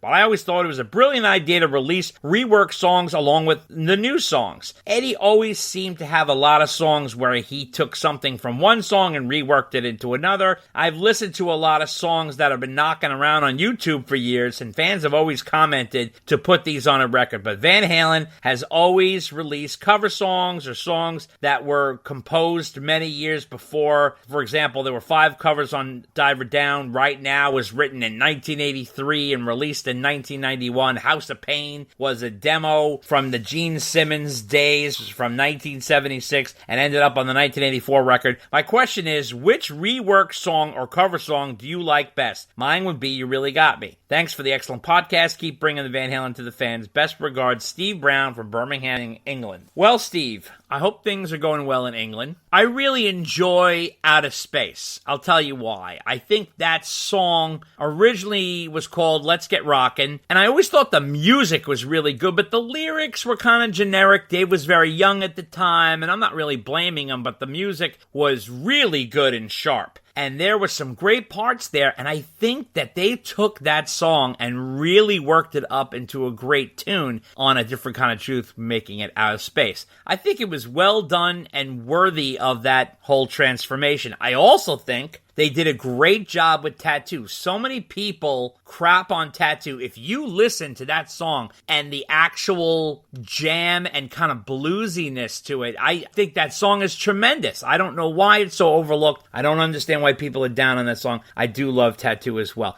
In terms of covers, one cover that I have always loved and I thought was overlooked was their second Kinks cover of Where Have All the Good Times Gone? I think that is tremendous. Love that song. Dave, what do you think? You and Tattoo. I don't know what it is with you and your love for the worst song on that album. I think the reworking they did on it was poor, actually. I have a completely different opinion than you on that. They should have kept the original version, which was Down in Flames. I think that's a better song. I think there's a great solo by Ed on that, and I think they just missed the mark when they did Tattoo. I, of course, respect your opinion, as wrong as it is. I do like the reworking they did of Out of Space, but again, I have a different opinion than you on that one. Okay. I do like the lyrics better they did the first time with Let's Get Rockin'. I think that's almost like a great show opener with the lyrics. I think it just works better with the music. I do think Dave lyrically on A Different Kind of Truth was really working on all cylinders on that one. I think Out of Space is interesting lyrically, but I just think Let's Get Rockin' works better. For me, my favorite cover song is You Really Got Me. I guess my favorite reworked song, I guess it would be She's the Woman. I have to say She's the Woman. I think that got a little better when they redid it. But you know what? That's interesting you say that, because I always found She's the Woman the most transferred one. Like, it's sort of She's the Woman. That's why I like it. Okay. Okay. All right. Well, listen, this is just to let everybody know, this is coming from a guy who put Without You in his top 20 Van Halen songs. Yes. Okay. Yes, I did. All right. I just want to make sure everybody knows where we're coming from. I fully own up to that. Okay, good. And I'd just like to remind everybody that you're the guy who put Tattoo and songs from Van Halen 3 on your Hey Awesome Summer Van Halen playlist. First of all, I didn't say anything about awesome. And if you look at the titles of each of those songs, they're summer themed. Yeah. Whatever. They're summer themed. And the reason why Van Halen 3 was in there, Dirty Water Dog, which you eat every night for dinner. Well, okay, you want to go? We'll go. Listen, we got a lot of letters to get through. We'll go. Letter number 4 comes from Brian Altamere in Belmont, Massachusetts. And let me tell you something. This gentleman, I am not kidding you, Dave. This might be a record. He wrote a 5-page letter. I mean, wow, this is like a fucking thesis over here. First of all, I want to say I'm sorry to Brian. He wanted to meet up with us in Connecticut, but that wasn't possible. Dave and I were sort of like whisking in and whisking out, but I'm going to get into little highlights of what he wrote here because this is so huge. So he traveled around and saw Sammy's Best of All Worlds tour in multiple places. He went to West Palm Beach, he went to Tampa, he went to Connecticut, he went to Massachusetts, and he went to Arizona. So that is dedication. That's incredible. It's incredible. And he went with his son, who was an adult, and he said he wanted to meet us in Connecticut, and he was upset that we couldn't meet up. But he also went to see Gary in Slip Kid, which is his Who tribute band, up in New Hampshire on August 9th. And he had a dozen tickets and offered us to go. So I want to thank him for his generosity here. But unfortunately, it's just hard for our schedules to get all that done. But anyway, he wanted to say that he really enjoyed his weekend in Florida, which was the opening of the tour. He said Joe was great, and even on his first night, he said he was fantastic, and the second night he was even better. He played the music as true as he could. He said the fifth guy on the riser, Ray, was solid, and he was obviously very talented, and he was happy that they had a fifth player and singer.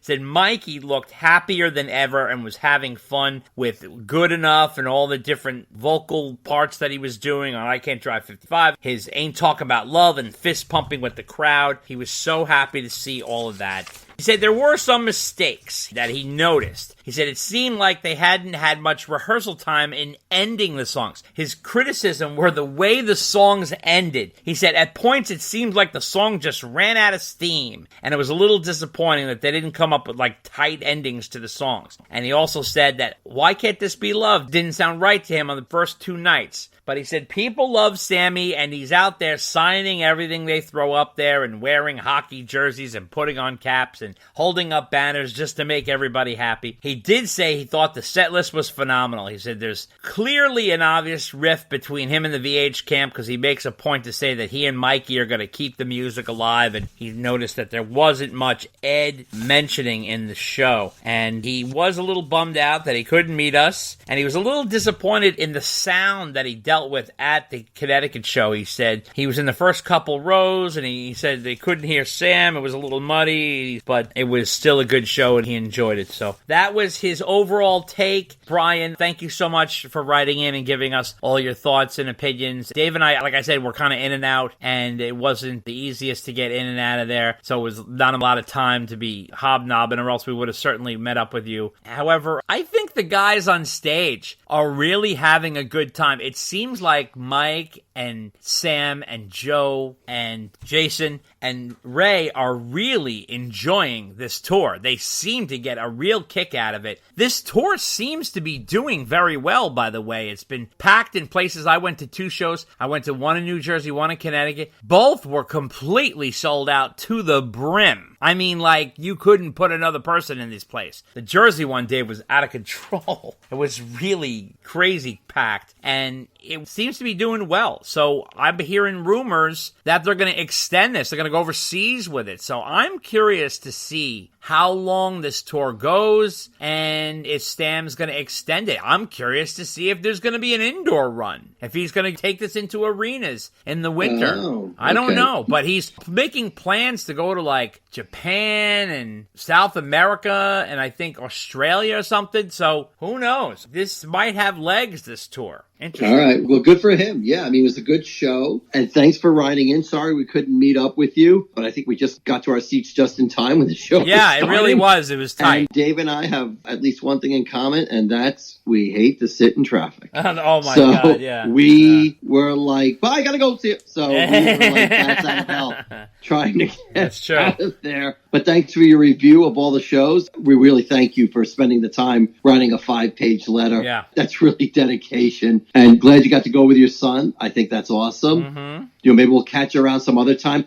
The Gary show, yeah, we wouldn't have been able to make that, but I'm glad to hear his Slip Kid band is still around. Yeah. I saw Gary do a Who show. Oh, my God. Oh, man. Dave, this was back in This has got to be 20 years ago. almost, actually. I'll tell you when it was. It was 2006. Okay, almost. All It right. was we're close. 2006 Yeah, because all right. it was before my daughter was born. Right. And I was at BB BB King's Club. Yeah. And it was Gary on vocals. Mm-hmm. It was Mike Portnoy on drums. right, Billy Sheehan on bass. Right. And Who the hell was the guitarist now? oh, the Mr. Big guitarist. Paul Gilbert? Paul Gilbert, right. It was the first time him and Billy had played together Oh. in a while since Paul had left Mr. Big. Okay. And they really knocked that out of the park. Wow. And if you could find it somewhere, they recorded that show legitimately. Portnoy was selling copies of that on Yeah. DVD and CD. Yeah. And Gary was singing the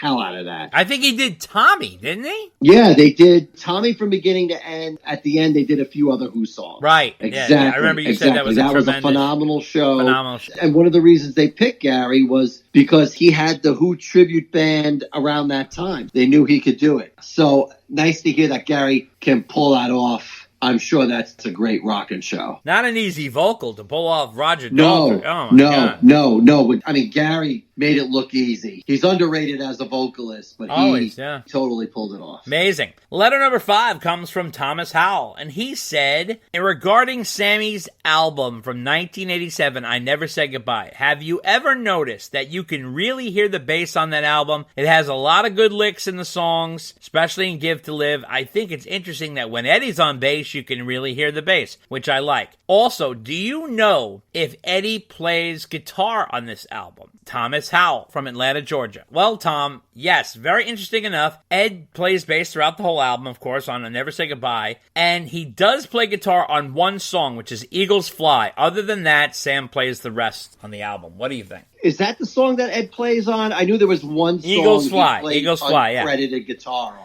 Eagles Okay. Fly, yeah. Mm-hmm. Okay, that was the one. Yep. Okay. Yeah, I guess I never noticed that the bass was that much louder on that album. I never noticed that the bass was that much better than any other typical album I've heard. Like, again, Ed could play bass, no doubt. He can play bass guitar. Is he a bassist? I don't know, maybe. But the bass is fine. Eddie wasn't playing like Billy Sheehan or anything like that on that album. But I will say that's one of Sam's better albums. And having Ed there definitely made Sam rise to the occasion. He wrote good songs. And as Dave and I have mentioned in the past, they were so good, I think he wrote them at the expense of writing some decent songs for Van Halen's next album, OU812. Oh, yeah. at least lyrically. And Sam's guitar playing on that album, and by the way, it's all him except for that one part that Eddie plays. Yeah. It's all him on that album. Yeah. And he is phenomenal. He's a great guitarist, totally underrated. He totally underrates himself, but he really rose to the occasion on that. I mean, that album was basically an album he had to do as part of the deal for him to join Van Halen, which were on Warner Brothers Records, and he was on Geffen at the time. Right. Contract obligation,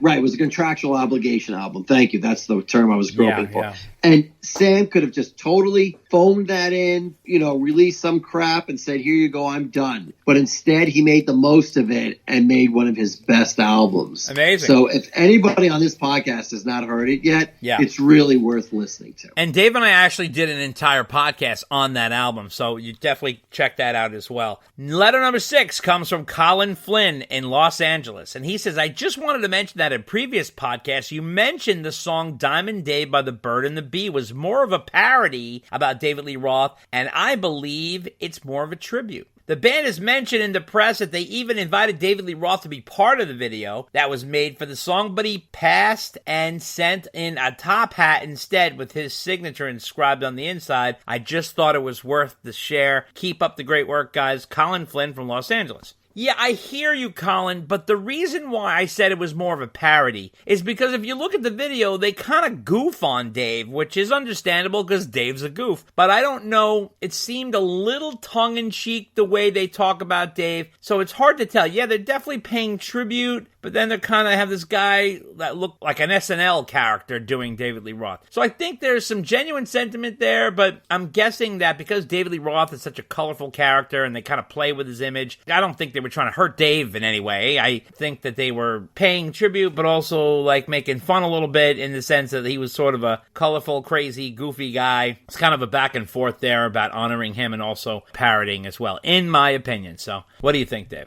Tribute, parody, sometimes there is a fine line. Exactly, that's for sure. I haven't listened to that or seen it in a while, so you know what it is? It's the guy. It's the guy who plays Dave in the video. It looks like an SNL guy playing Dave. Like he's kind of goofing around, like, look at how nutty and flamboyant I am. Whatever. I mean, and Dave is nutty and flamboyant, so what are you going to say? I mean, it's just that's the way he is. Especially they're kind of looking at, like, the Eat 'em and Smile era, really. I mean, it's around that era, so interesting. Letter number 7 comes from Edward Anelli from San Diego, and he says, I love the show and appreciate all the work you guys put into it. I'm guessing you've covered this before in the past episodes, but I'm curious about Dave's book, Crazy from the Heat. I never read it, and I've read everything I can find on Eddie, but not this one. I remember Dave in an interview agreeing that he tends to ramble. Is it worth the time to read? Also, I wondered how hard it is to get interviews from folks related to the act like Van Halen for your show.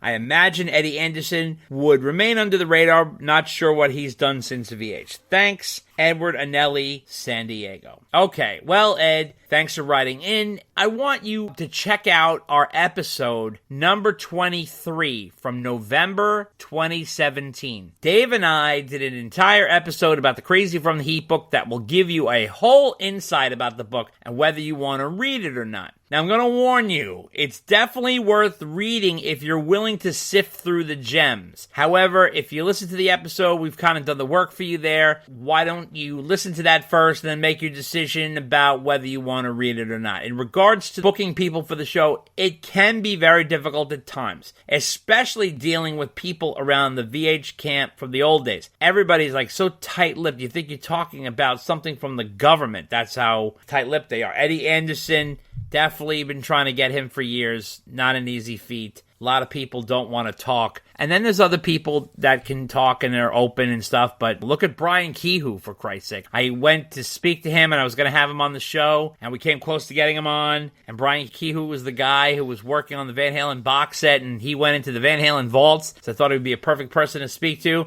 and then he closed down on me completely. And then I went to interview Eric Martin, the lead singer of Mr. Big. Apparently he was going to be trying out for Van Halen, and he was being considered as the lead singer before Sammy Sammy Hagar, and I got close to interviewing him, and he shut it down because he was afraid to talk about his experience. I mean, it's just weird. I don't get it. We're not trying to harm anybody by any means. We're not trying to slander anybody by any means. We're just always trying to give you guys, the Van Halen fans, interesting tidbits and little behind-the-scene peeks and stuff about what's happening with the band, whether it's in the past, whether it's in the future, whether it's in the present. So that's what we try to do. What do you say, Dave? Well, I give you full credit for booking the guests on the podcast, and it's definitely not easy. The people who you think would be slam dunks are not. You're chasing around people for years and getting nowhere fast. And then once in a while you get a break and you interview somebody who you're like, well, this could be somewhat interesting. And then they totally blow the podcast out of the water talking about things. And you're like, wow, I had no idea that there was such a strong Van Halen connection. And then that leads to, oh, well, if you think my story's great, well, you should talk to that person. But then hopefully you can get them. So it's always like touch and go and potluck. And, you know, we've been lucky over the years. We just had Joe Satriani on a few months ago. Yeah. And he was nice enough to give us some time. I mean, that's like an obvious one. Like, why wouldn't you have Joe on the podcast? Right. But, you know, getting Joe's time. Not easy. Setting not it up. easy. And, not you easy. know, it's... We're also not Rolling Stone. I mean, Right. The other thing is Dave and I have even experienced, here's two examples, right?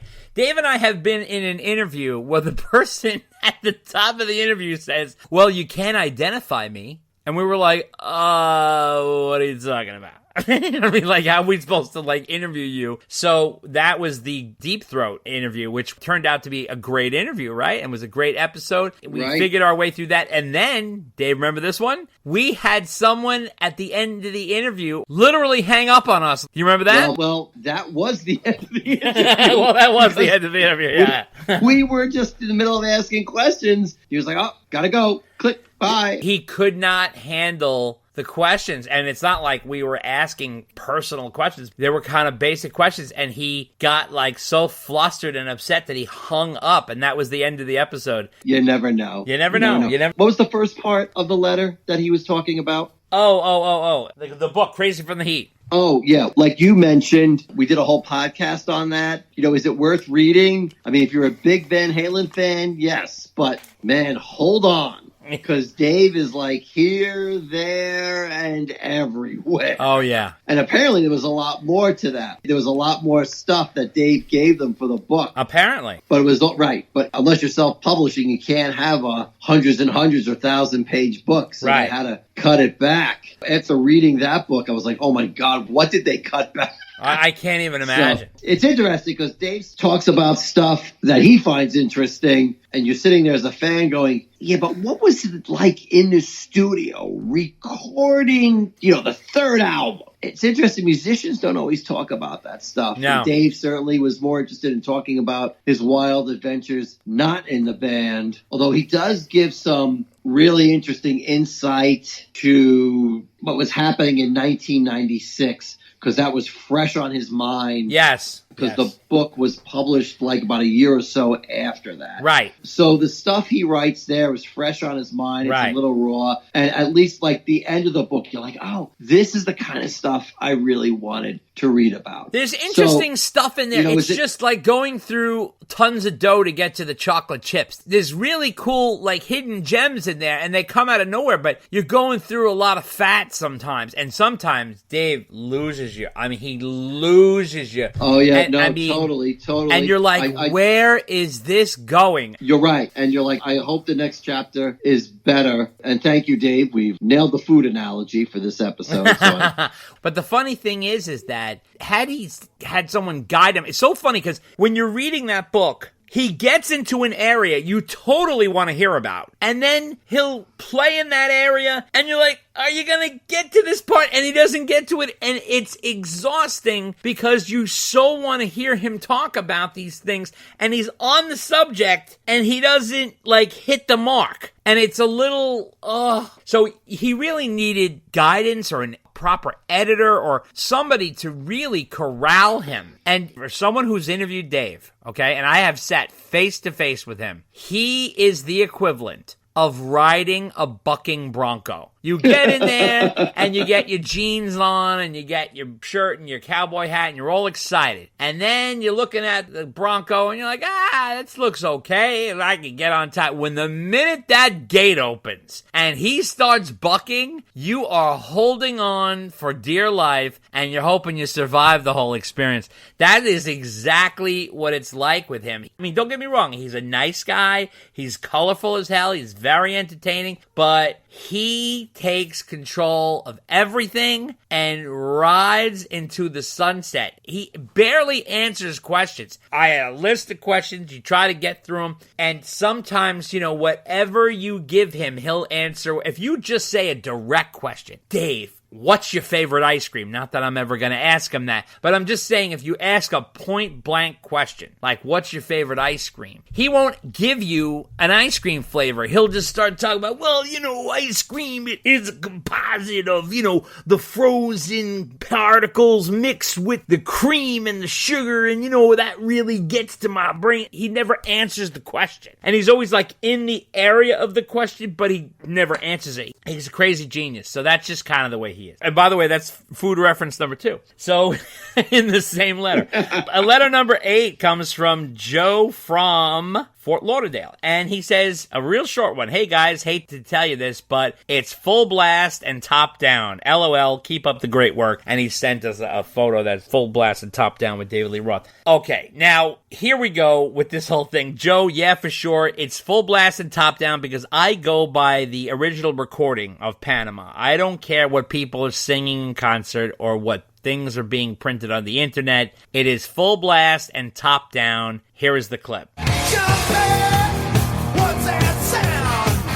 Here she comes, full blast and top down. I don't care what you tell me. That it was recorded at 5150 for the 1984 album, and that is canon. And that is what we go by. We don't go by anything else. I don't know why everybody sings foot tapping top down. I don't know how this happened. We did an entire analysis of this that went deep, deep, deep, deep, deep many years ago. I'm not doing it again, but that's what I have to say about that. What do you say, Dave? Yeah, I'm not reopening that book, so okay. I agree with you. All right. Well, you're not going to believe this, Dave. You're not going to believe this, but we have another Panama lyric controversy. Letter number 9 comes from Scott Everett from Richardson, Texas. And he said, okay, I've heard some Van Halen lyrics on your podcast, but not the one that has always bugged me. In Panama, at the end of the second verse, it is always said, hot shoe, burning down the avenue, got an on-ramp coming through my bedroom. I have never understood Dave to say bedroom. I hear living room, maybe. Your thoughts? Thanks as always, Scott Everett,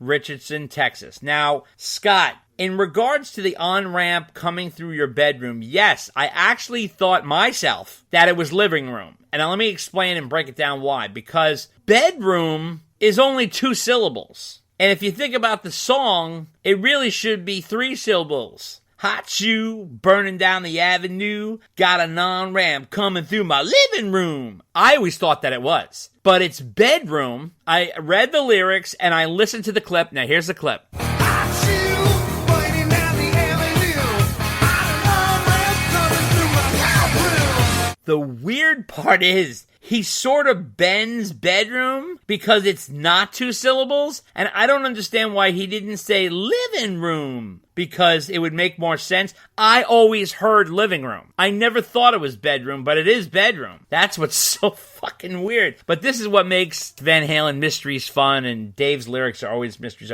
What do you think of this, Dave? Did you think it was living room? No, I always heard bedroom. Really? Yeah, no, he doesn't that one say, I got right. Okay, that's fine. He just doesn't say bedroom clear. He sort of like bends the bed a little bit. It's weird. I don't know. I guess I just happened to hear that one right. Okay, I do admit there are obviously several lyrics in the Van Halen repertoire that, people are still trying to figure out all these years later because we can't quite hear what Dave is singing, which is interesting because their albums were produced really well, but I guess just the way Dave was singing it is still throwing people off all these years later. I'm wondering if I'm thinking living room because that's just what he's singing live. I have to go check my boots now and see if that's what he's singing live. Is he singing living room? Like, where else am I getting living room from? It's weird. I don't know. I got to look more into this. I don't know. I mean, Sam sings bedroom. He's also singing foot tap and top down. I mean, well, let's please not create another. All right, you got it. All right. So, all right.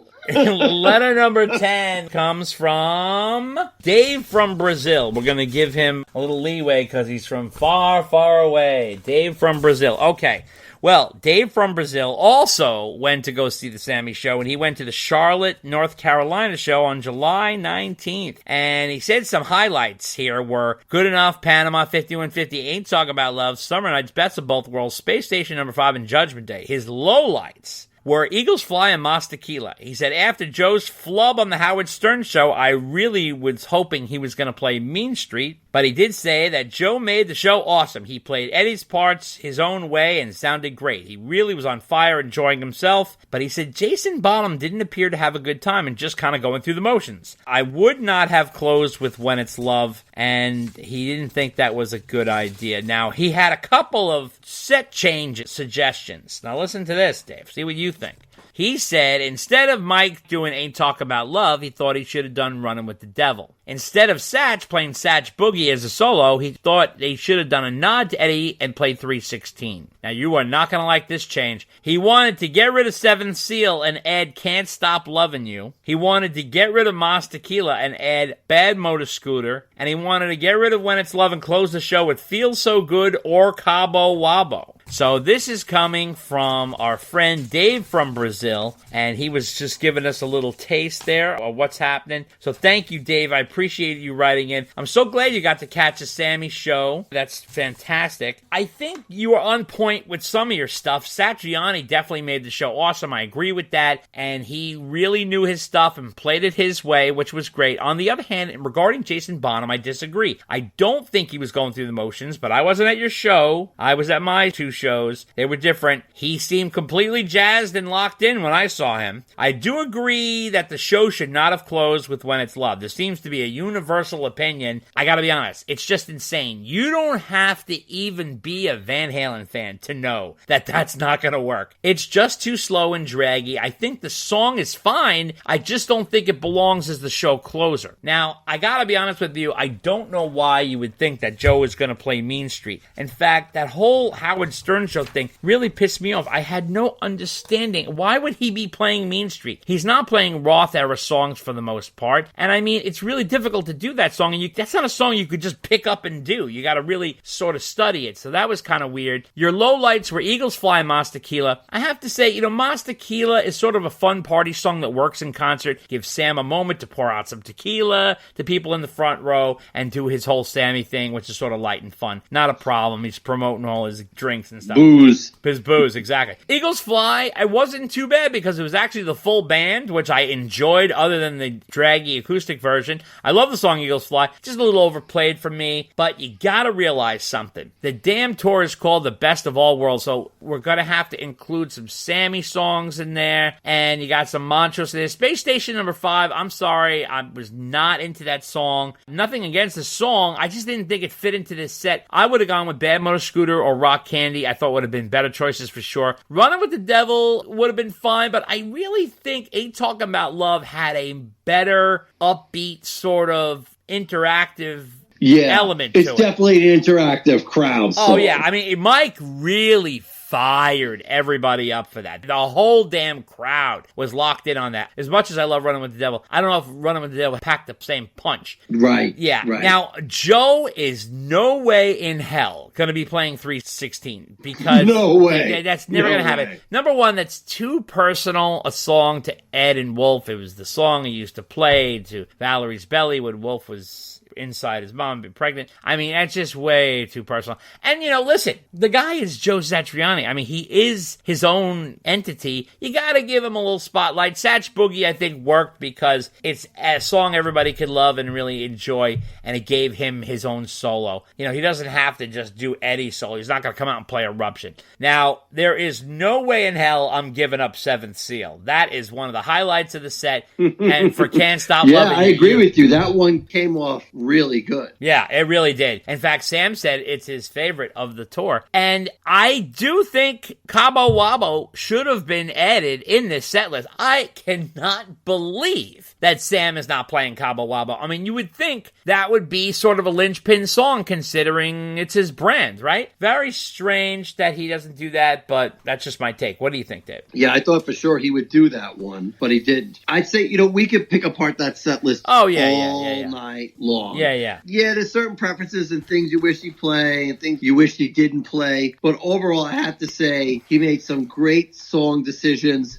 Most of the Van Halen songs he picked were spot on. I mean, there was like an hour there where he was just like boom, boom, boom, boom, like one song after another, like a freight train, and they were nailing it every time. It was more than an hour. It was more than that. That's what you want from a show. Yeah. I don't know. I didn't do an exact count, but like 3/4 of it was Van Halen songs, and that's what I wanted to hear. Yeah. So mission accomplished. Did I love every song? No, but that's okay. Had a great time, and I got to hear the Van Halen songs live from original band members. Who else is doing that? Nobody. So, mission accomplished. We had a great time. For sure. Letter number 11 comes from Brian Jordan from Cork, Ireland. Dave, all the way from Ireland we're reaching. So he said here, the Hot for Teacher video, what do you guys make of David Lee Roth giving himself the final scene of What Became Of section near the end of the video? In the interest of band harmony, I think Dave should have put himself after the other guys' scenes and let Waldo have the final scene. So he also said that he's a member of the Steve Hoffman music forums, and he recently had a Van Halen top 40 thread where everybody kind of posted their favorite top 40 Van Halen tunes, and then they put it into a ranking engine which placed the songs all together, everybody's top 40, meaning which songs eventually made it to the top 40 of everybody's list. And this is the list. I'm going to rattle it off quick. Number 1, Unchained. Number 2, Running with the Devil. Number 3, Ain't Talk About Love. Number 4, Panama. Number 5, Mean Street. Number 6, Hot for Teacher. Number 7, And the Cradle Will Rock. Number 8, Everybody Wants Some. Number 9, Jump. Number 10, Eruption. Number 11, Jamie's Crying. Number 12, Little Guitars. Number 13, Dance the Night Away. Number 14, Beautiful Girls. 15, You Really Got Me. 16, Atomic Punk. 17, Somebody Get Me a Doctor. 18, DOA. 19, Hear About It Later. 20, Light Up the Sky. 21, Feel Your Love Tonight. 22, I'll Wait. 23, I'm the One. 24, Drop Dead Legs. 25, Romeo Delight. 26, In a Simple Rhyme. 27, Little Dreamer. 28, On Fire. 29, Dirty Movies. 30, Dreams. 31 is a tie between House of Pain and Sinner's Swing. And there's no 32. That's so weird. Okay. 33, Girl Gone Bad. Why Can't This Be Love is number 34. Number 35 is Take Your Whiskey Home. Number 36, Pound Cake. 37, Ice Cream Man. 38, Hang 'em High. 39, Secrets, your favorite, Dave. And 40 is Women in Love. So he said, you're going to have to look hard for any Hagar tracks. The only 3 made the cut, and the Van Hagar fans on the forum were not happy. This is coming from Brian Jordan of Cork, Ireland. God bless ya, you poor son. Okay, good. So listen, I wouldn't worry too much about David Lee Roth giving himself the last scene in the video. I think it makes sense, to be honest with you, because he's the lead singer, he's the face of the band, and in the story, it was funnier to have him come out as America's favorite game show host. That's no big deal. I don't think the band really gave a shit because they didn't focus on videos anyway. They didn't really care about that. They didn't really care about that. Dave's ego was too big. Oh, yeah. And anything else except the last scene. And let's be honest, the video was Dave's thing. He was the visual guy. Now, in regards to the top 40, I thought that was fantastic. It was a great list. You can't really get upset about 3 Van Hagar songs being in there because, they were under the label of Van Halen, so they are considered under Van Halen. I call them Van Hagar. To me, they're 2 separate bands, but officially they are one band, so you gotta understand that Dreams and Why Can't This Be Love and Pound Cake, those are great songs that are going to be on the list. So don't get me wrong, though. know, Van Hagar and Van Halen are two different bands, like I said. So love them both. But I got to be honest with you, I'm excited that Mean Street was as high as it was. Wow, that was incredible. It's at number 5. Unbelievable. Light Up the Sky on there. Sinner Swing. Feel Your Love Tonight. Drop Dead Legs. All these are amazing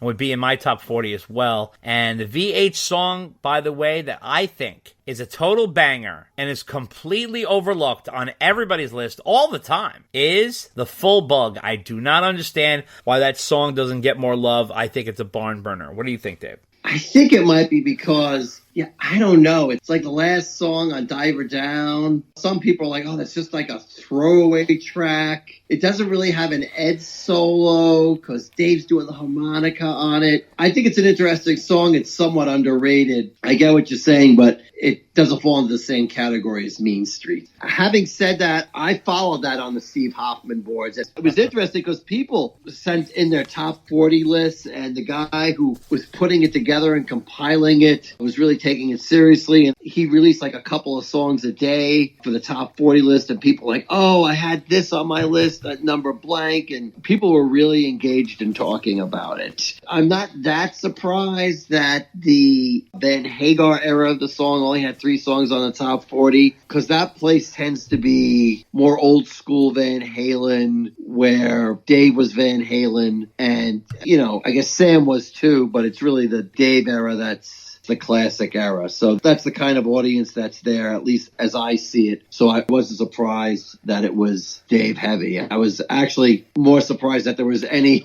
Sammy on the top 40 at all. I thought maybe there could be a few more there, but I guess not. Well, I tell you what, Brian, I want to give you a little inside scoop here. Here's a little post from my friend Dave here. Hey, guys, what about Without You? How do you think about that? What do you think about that, you fucker? Huh? Oh, Brian in Carthy, Ireland. He's sitting back going, what a son of a bitch. This bastard Dave is trying to get Without You in there. Fuck the Sammy Hagar. He's trying to get the Van Halen 3 in there. I didn't even enter any songs on that because I was like, I got to whittle it down to 40. I'll be here all day trying to figure that out. Yeah, Dave doesn't like homework. I didn't even try. He's not a homework guy. I'm not a homework guy.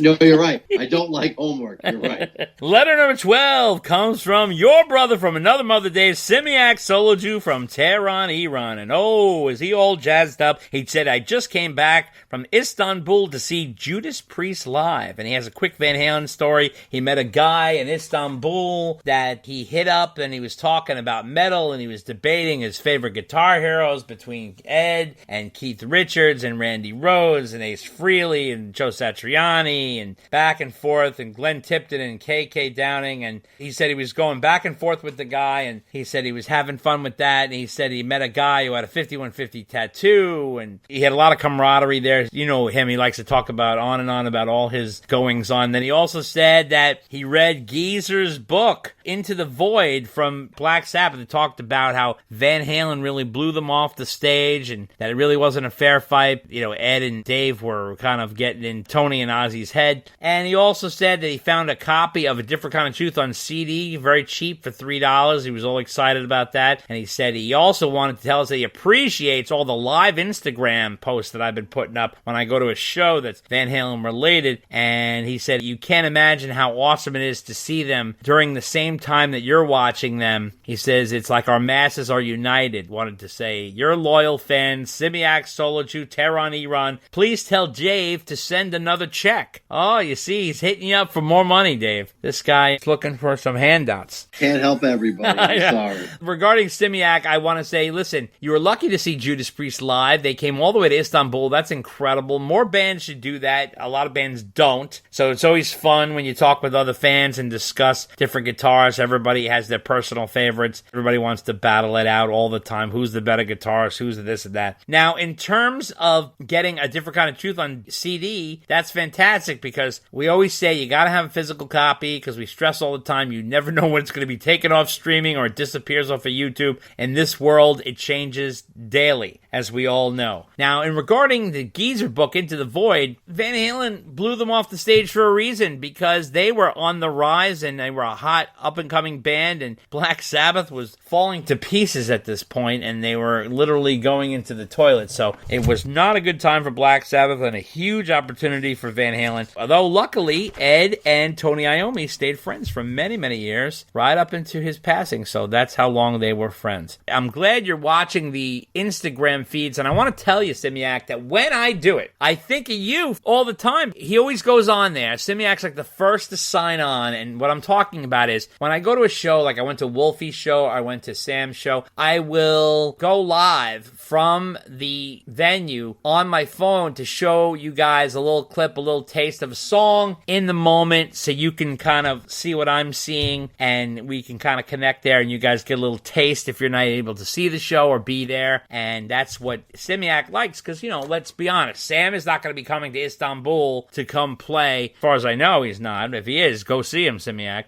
But, you know, it's cool that he can watch a little bit, get a little taste. I know it's going to be on YouTube and this and that, but he's talking about in the moment while it's happening, and he likes that. So I do want to say, Simiak, that I think of you when I'm doing it, because he always pops on first and I say hi to him and stuff. And so he's been a loyal listener, and he's very close to Dave. They spend Christmases together, apparently. So anything to add, Dave? No, I'm glad he's out seeing shows. Yeah. I think that's great. Like you said, I think it's great the bands are coming out there, and he's making the most of it. So rock on, brother. That's right. Letter number 13 comes from Edward Iannelli, and he said here that he found it possible that Black Sabbath's E5150 could easily have come to influence Eddie Van Halen in regards to his studio and in regards to the album and the title and the whole brand 5150. He said, by the way, I want you to know, he knows that 5150 is not exactly a police scanner code or something sent out only for escape mental patients. It's just the California Welfare Institution Code, one of 28 different codes in California within the 5,000s that allows for involuntary detainment of an individual that is a danger to themselves or a danger to others or is gravely disabled. It's the law that allows the cops to forcibly remove you from the bridge if you're planning on jumping, or taking you into custody if you're telling folks God wants you to kill them or stuff like that.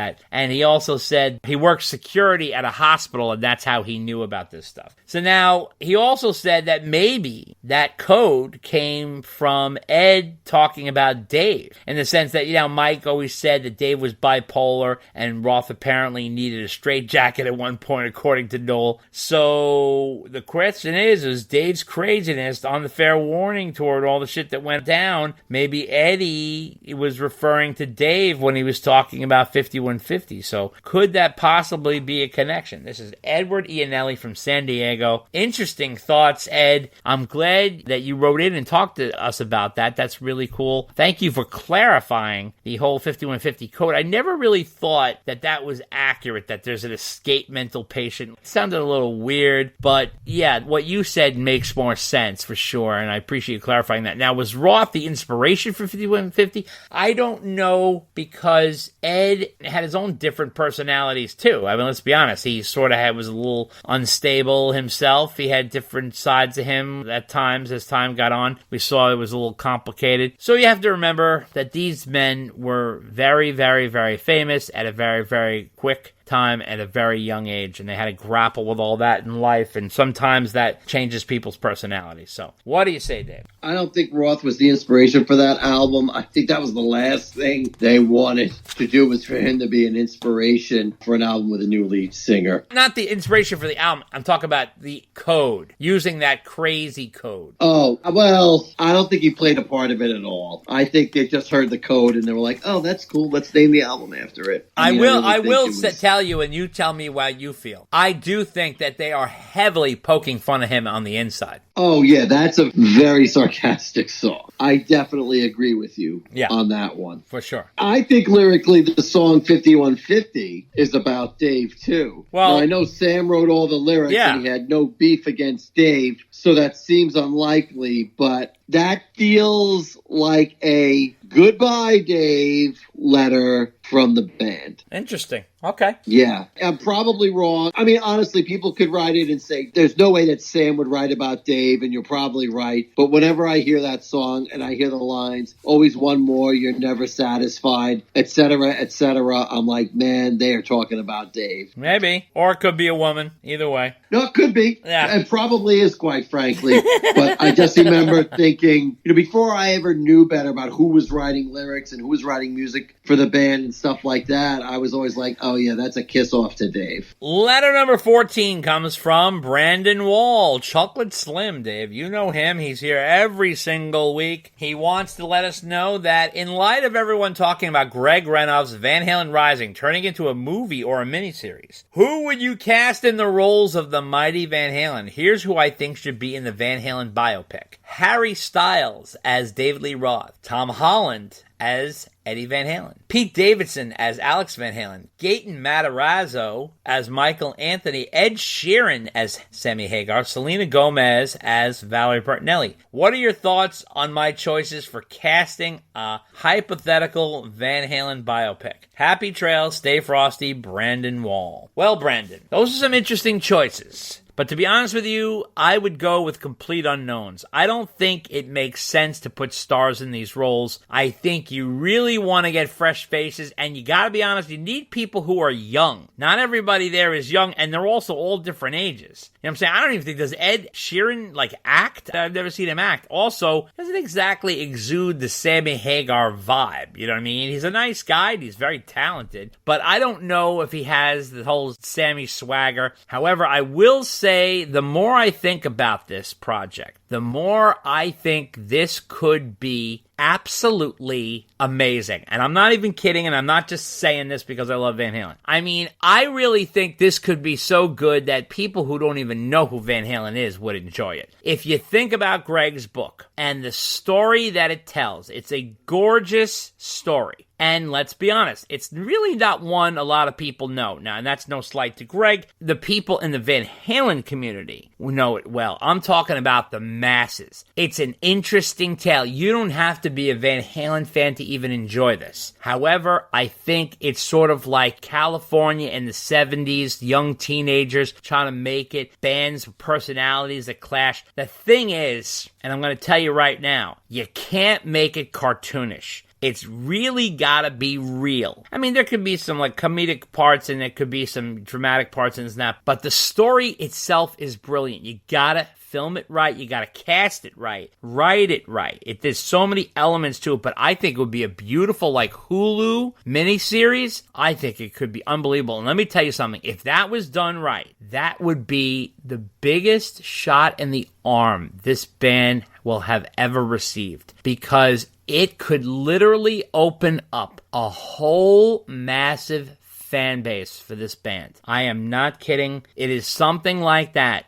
can really open it up. And let me tell you something. I have never seen anything in my life like the fan base that Queen opened up. It is unbelievable, that movie, Bohemian Rhapsody, and people just go bananas for Queen. And Queen has a fan base. Little kids like Queen. I'm not even kidding you. They are huge. I mean, Wayne's World helped it out. There's so many different elements that really pushed Queen's popularity far beyond their existence. Just incredible. First of all, it's going to be a story that's going to be more complicated than Motley Crue's The Dirt. You know, that was good and stuff, but it was sort of broad strokes. You need more than 2 hours to tell this story. You need a nice layered series so you could really build on it. You know what I'm saying? Show some of those backyard parties. They're struggling in the clubs. And you can end the whole damn thing when Gene Simmons tries to help them out with the demo. That doesn't work out. And then finally, the end should be when Ted Templeman comes to the club and sees them and then signs them with Marshall Burl.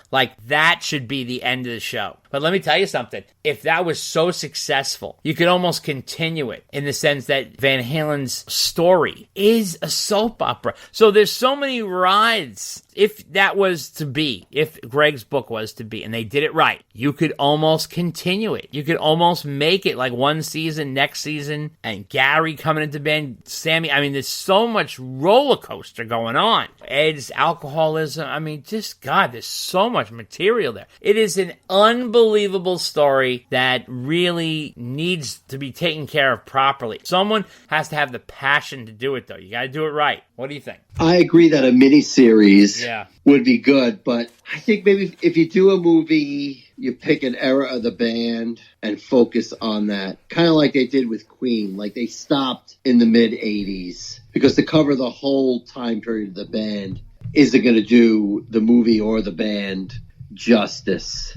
And as far as the actors, I barely know who's out there now, so I couldn't even tell you who to pick as far as star power is concerned. Yeah. Or even non-star power. I don't know enough to pick the actors that would do it. I do think you have to pick somebody who can effectively capture David Lee Roth's confidence, bravado, and craziness all together. You know, sometimes it's tricky because I remember the Doors movie and it basically portrayed Jim Morrison as a drunk throughout the entire movie. And I remember the rest of the band was like, there was a lot more to Jim than that. And they were not fans of that portrayal at all. So it's tricky. You have to be careful. Letter number 15 comes from Grant Pinkos. And Grant says, there was some discussion in the last episode about the shelf that Eddie used in the 80s. While I do not have the first scene and last scene dates of this apparatus, I do know that the filing date for his patent was July 30th, 1985, which was a very interesting time in the Van Halen timeline, and it was also apparently approved April 14th, 1987. And I believe the photo below was from the 1984 tour, and I do not believe he used the shelf on the 5150 tour. Grant Pinkos, he's talking about the little plexiglass thing underneath the guitar that would make it sit on his stomach type of thing as a flat guitar. And that Dave and I were talking about that the last time.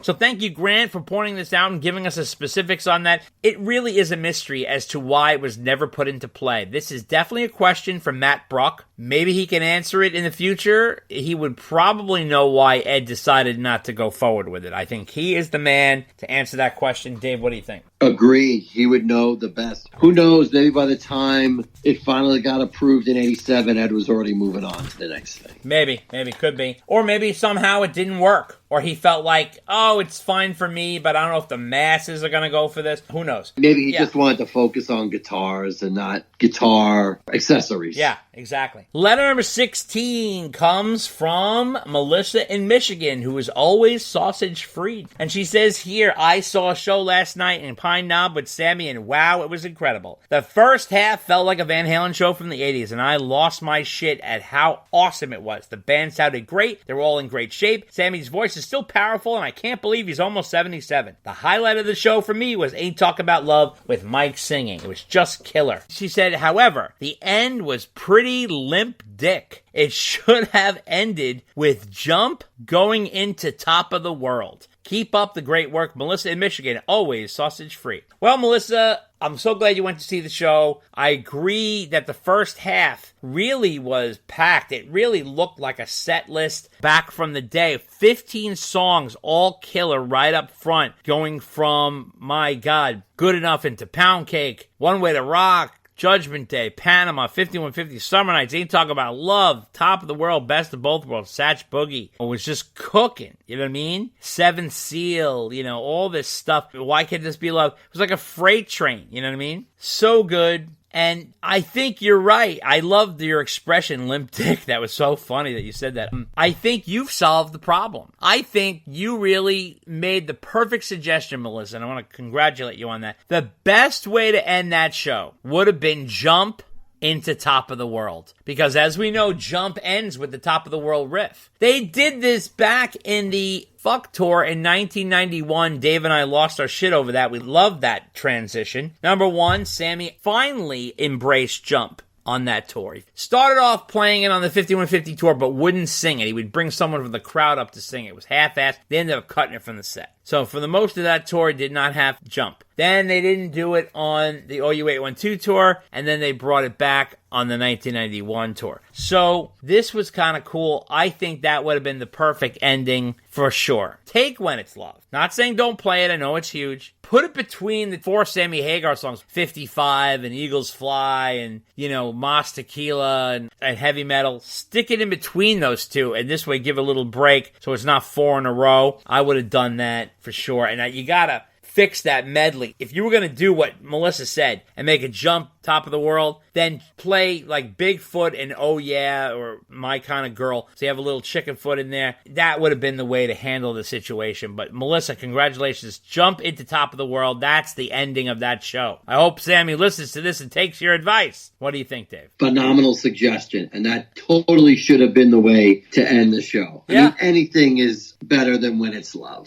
I'll say this again. It didn't work in 2004, so I don't know why he thinks it works now. I'm sorry. You don't even have to be a Van Halen fan to know that doesn't work. I'm not saying don't play it. I understand it's a big song. Move it. Just move it. And you know what? They did Jump as the second to last song. So, and you want to end with a Sammy Hagar Van Halen song. So that's the perfect suggestion. Melissa, you figured it out. It took a woman to figure it out. All these dopey guys. All right. So listen, we're at the last letter of the night. Dave's absolute favorite, number 17. And it comes from, Dave, it comes from your favorite. Eric Torbick, the perfect letter writer from New Jersey. And here he says, hey guys, I just wanted to drop in my comments on the Best of All Worlds tour. I'll admit, I was a little bit skeptical despite what Sam said. He thought it was just going to be a typical Sammy Hagar show with extra Van Hagar songs mixed in, but he said, wow, was I wrong? 2 things I found odd, and I'm curious if you agree. Number 1, the mentioning of Ed in the entire show was a reference of Sam saying Ed was playing drunk, which I found very strange and borderline insensitive considering Ed was a legit alcoholic. Number 2, Sam had just taken a shot at Dave introducing Mike as the second best singer in Van Halen. Wow. Hope you guys enjoyed the show as much as I did. Eric Torbick, the perfect letter writer from New Jersey. Well, I think it was clear that someone told Sam to stop mentioning Ed with this tour. I think he was using Ed as a marketing tool when selling the tickets back in the winter. Somebody must have got to him, and all of a sudden, he cleaned that up. Ed came out of the rhetoric and all the press. He wasn't mentioning Ed. They didn't have much photos of him and stuff up there.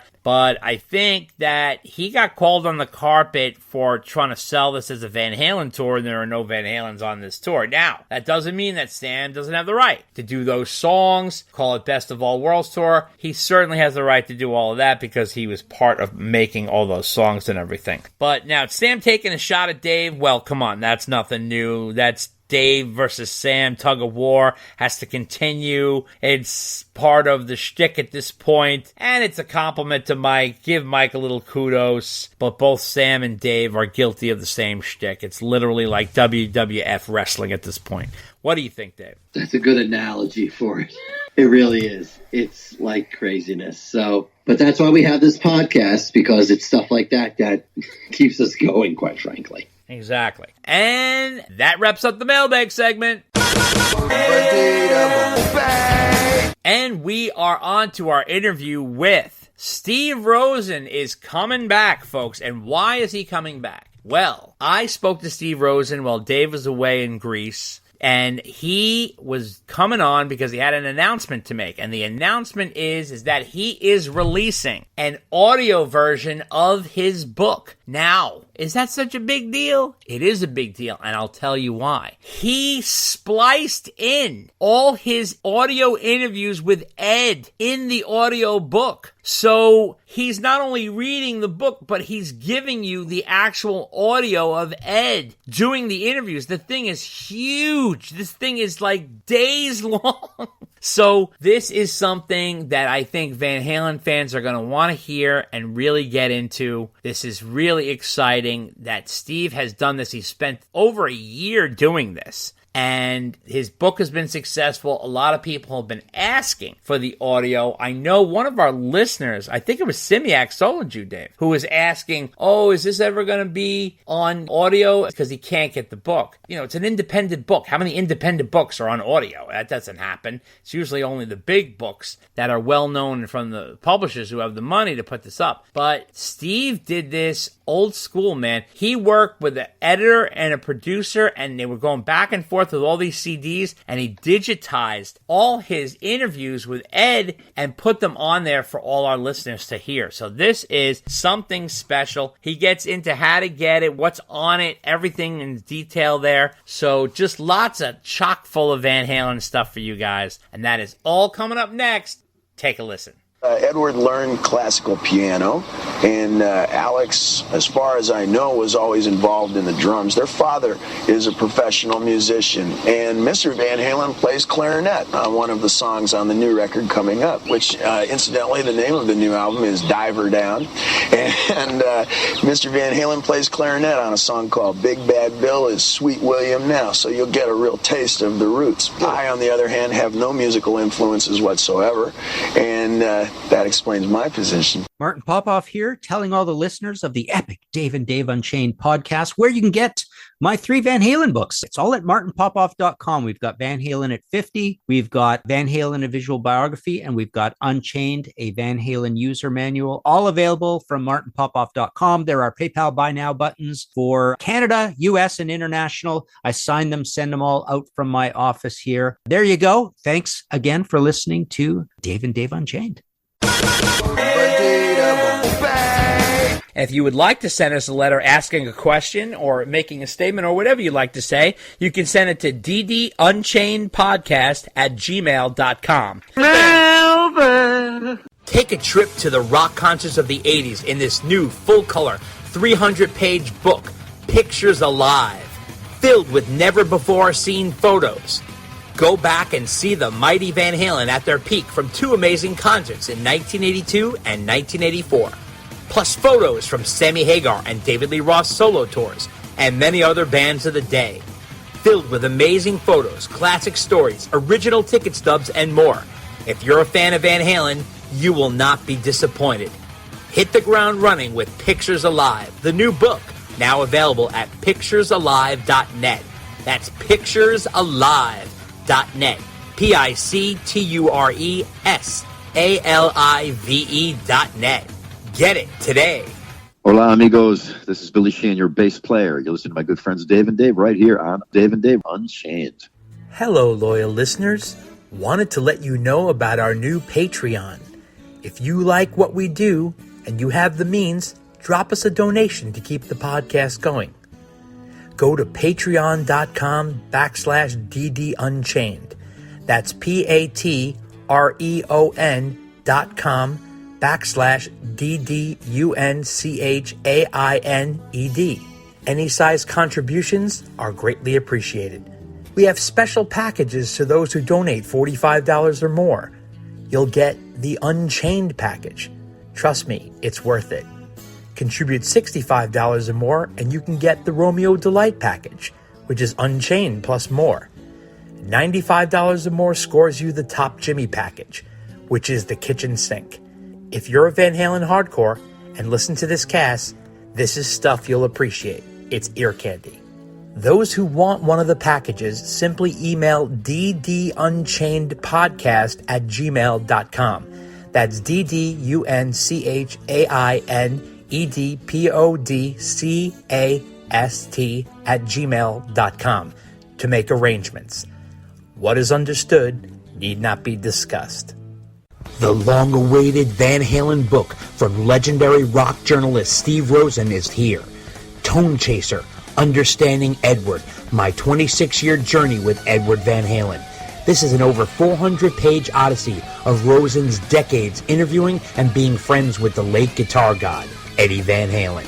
Rosen says, I spent 14 long, hard months writing Tonechaser. It was both the most difficult story I've ever written and the most rewarding. I wanted to be honest and transparent as I possibly could, which was not always an easy thing to do. In the end, this was the most complete and comprehensive book I could have possibly written. There was nothing left to say when I reached the last page. With every word I wrote, I was reminded of the time I spent with Edward, and that hurt terribly. But it also brought back what a remarkable experience that was, and how insanely lucky I had been to have ever known him, and astonishingly to have been friends with him. I hope you can feel everything I felt. That is the purpose of this book. Pre-sales are currently going on now for the self-published book. PayPal Steve directly at scrosen@sbcglobal.net.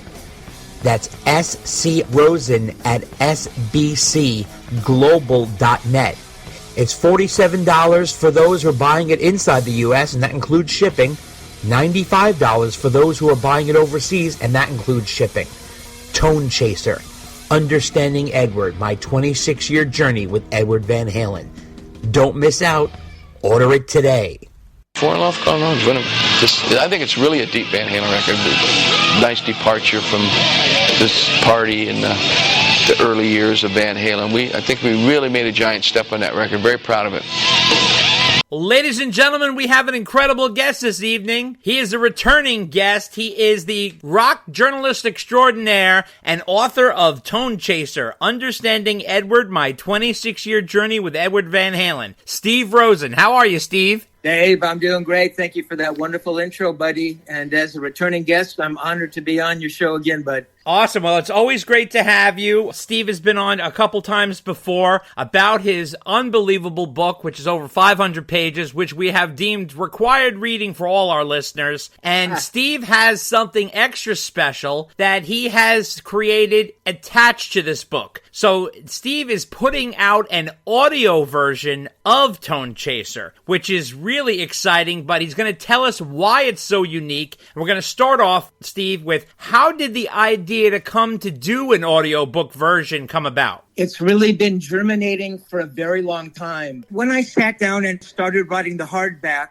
and I'm listening to all of the interviews, and I'm pulling out these cassette tapes. Some of these tapes are recorded back in 78, and I'm listening to these tapes, and, I'm hearing them all together as I go through them to write the book. And I had a sense that this is really pretty special, in as much as back in those days, Edward wasn't doing a lot of interviews. 77, 78, when his legend was starting to grow, there wasn't a lot of interviews being done. So that was part of my thinking back then. I'm thinking, this is a pretty amazing collection. So I finished the book, and, the first edition comes out. And I think even then, people were writing and saying, hey, is there going to be an audiobook? And honestly, there was no thought whatsoever of doing an audiobook. And even the second edition, I hadn't thought about it. So what changed? I can tell you that my original thinking was, even though I knew how special this audio was, it still felt really personal to me. It was like, you know what? This is my life. And I wrote about it. And I tried to explain to you, the reader and the fan, as best as I possibly could, what that felt like. But I don't think I can let you hear the actual interviews. It's just too personal to me. I couldn't do it. I just felt uncomfortable doing it. It was like, you know what? This is my ball and it's my game and you guys can't play. And I didn't mean it to sound like kid stuff, but it was like that was mine, and I didn't want to share that. So again, that was my thought. The third edition comes out this past March, and about 6 months earlier, somewhere around August or September of last year, I started thinking about it again. And I thought, maybe this is important. Maybe I should, let go of that feeling that this is all mine and not to be shared. And maybe, there are people out there who would really, really love to hear what this is and hear those interviews from Edward back in the day. And so I was sort of communicating with Adam Roach. Adam is sort of my YouTube guy. He puts up all my posts, and he's been amazing. He edits all my interviews, an Australian guitar player, wonderful guy. And I think he maybe even mentioned, hey man, what about an audiobook? And I said, well, I don't know. And I kept thinking, I thought, you know what? Let's try it. Let's see what happens. Let's let the reader know that, first of all, it's very rare that an independent book like Steve's, and Steve went out and did this independently. Why did he do that? He actually did it for you guys, and I'll tell you why. Because, let's be honest, if Steve went to a big publishing house, they would happily take his book. Steve's a reputable writer, and he was close to the source. He's got great material. That's not the problem. The problem is they're going to make him edit it down to 250 words, max. And that's not what Steve wanted to give us. Steve decided to go full out and completely make an absolute huge Bible, which is over 500 pages, and really give us the whole kahuna here. And this is what he did. So he went the extra mile for the fans. That's why Tonechaser is so personal, and he did it on his own. He put up his own money. He printed it himself. He binded it. He did all the work. So it's really interesting that he's gone this route. Now, it's very rare for an independent book to get a audio version. Very often, audio versions are for very, very commercial books that are out there, that are on the bestsellers list and all that kinds of stuff. This is not what we're really interested in here. This is for the Van Halen community, and that is what he's done here. But what's interesting is, and what Steve is referring to, is this is not just Steve reading the book. Steve is sharing part of his interviews with Eddie interspliced into his narration. And Steve, tell us how you did that. How much of your interview tapes with Eddie did you use, and where did you put it, and how did you decide where to tuck it in? So yes, so I come to the point where I'm thinking, okay, an audiobook. I think I want to do that. I realized how much material there was going to be. And as you so rightly mentioned, Dave, the book is 580 pages. Yes, had that been put up by a publisher, I would have been lucky. We would have been lucky had half that book survived. It really was my homage to Edward. You know, I mean, right. A lot of people look at it and go, oh, it's such a dark book and all those bits about Edward. And I go, well, that's what it had to be. That's why the book is, in my mind, so different from other books. So yes, it was a long book. So my first thought was, I'm going to go find a narrator to read this. And I went out there and I listened to some of the other Van Halen books, and I listened to some of the narrations, and they were good. I mean, these are professional orators. You know, these are people who do that for a living every day. But my thought was, do any of them even know who Edward Van Halen is? Right. Do they care what they're reading? I mean, maybe that doesn't matter. It mattered to me. So I thought, okay, I'm going to read it. I'm going to read the entire book. And I'm looking at it, you know, and I'm opening to random pages, and I'm seeing all of the interview text that is there. And I'm looking at it, and there's the question, and Steve Rosen is asking a question. Edward, when did you go into the studio to start work on the second record? And that makes sense. That makes sense for Steve Rosen to read that question that Steve Rosen spoke originally back in the day. And then I'm looking at his response. Well, you know, we started in January of 81, and, you know, we went down to Sunset Town, and I'm just looking at it and thinking, you know, me reading it academically, I could do it. You know, that wasn't a problem. But I thought it just seems so weird, because I think every person reading the book has heard Edward speak, and they knew his voice, and maybe they wanted to hear his voice. And I thought, you know what? What if I embed just parts of Edward speaking? And I just take out certain paragraphs from the interviews and just kind of sort of do like a spot check. I sort of just, you know, randomly put in different paragraphs. And I thought, well, that could work. And I thought, well, that's going to be even weirder, because now there's parts where you're hearing Edward's voice, and then the next paragraph is Steve Rosen reading Edward's parts. That's ridiculous. I thought, you know what? It's got to be all or nothing. At the end of the day, I decided to use all of the original archival interviews I recorded with Edward, the earliest ones going back to 1978, and using them in the audiobook. So every interview that you've read in the hardback, every question, every answer is now represented by the actual archival interviews I did with Edward back in the day. And I must say, it is pretty astonishing. What is amazing is, so in the book, you're reading my question, Edward, when did you start playing guitar? And Edward, I started playing when I was 11. That question and his answer were probably condensed because you have to understand that these interviews were being recorded by me so I could later listen to them, transcribe them, and write a story. Right. They were never, ever meant to be heard by anyone else. Right. So the responses that you're reading in the book, some of those were responses that were in the magazine because the questions and the responses had to be edited down for space. Sure. Now what you're hearing are my questions in full. So I may have gone on, Ed, yeah, man, you went to Sunset Sun and you were hanging out with Alex that day and Ted came in late, blah, blah, blah. And his response, there could be like 4 or 5 more sentences that he's saying in the audiobook that you have not read in the book. So it is unbelievable in terms of how did it come about? My God, what a process that was.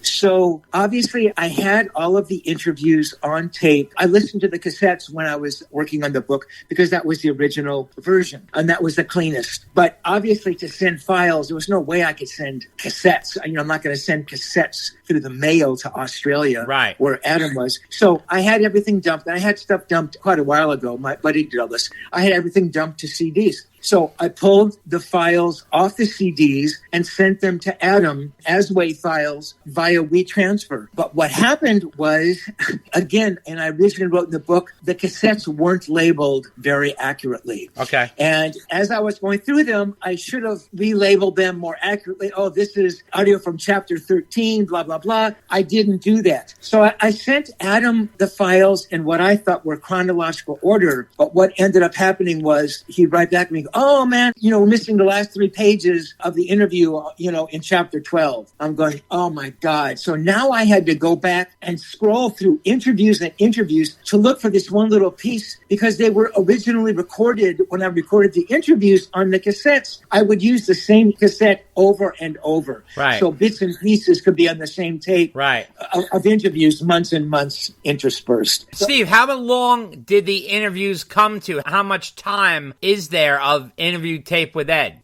There really was not much edited out. If Ed was going, which he tended to do, that would have been edited out. No, I mean at the end of the project. Right. How much time did it elapse of Ed's interviews? Like how much was in the audio book? Right. No, I understand. Yeah. And I was just saying that, other than editing out, uhs and ahs, maybe 5-10 minutes somewhere, with my narration, the entire book is 30 hours, 30 minutes. You know as well as I do that probably half of the book are interviews. So I would say there's probably 15 or 20 hours of interviews. Wow. It's really pretty amazing. Yeah, and I want to tell everybody, here's the thing what's so unique about Steve, and if you're unaware of Steve and his work. So Steve had a relationship with Ed. He wasn't just some journalist off the street who booked an interview with Ed. So there's no way Ed is going to give a journalist off the street the kind of insight interviews he's giving Steve. So Steve was friends with Ed. Ed was comfortable with Steve. Totally makes a very big difference because Ed already is an introvert. He's very quiet and shy. He's not going to open up to everybody. Now, Steve is also a guitarist. Makes a big difference because Steve understands the guitar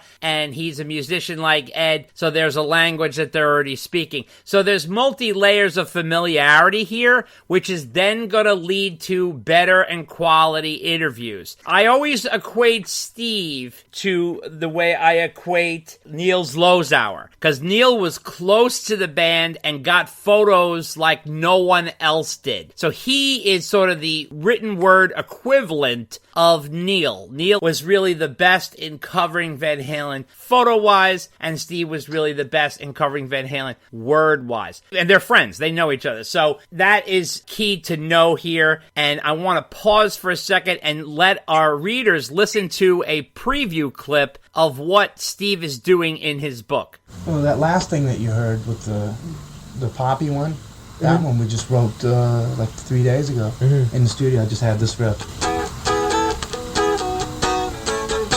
Actually, here's how it used to go.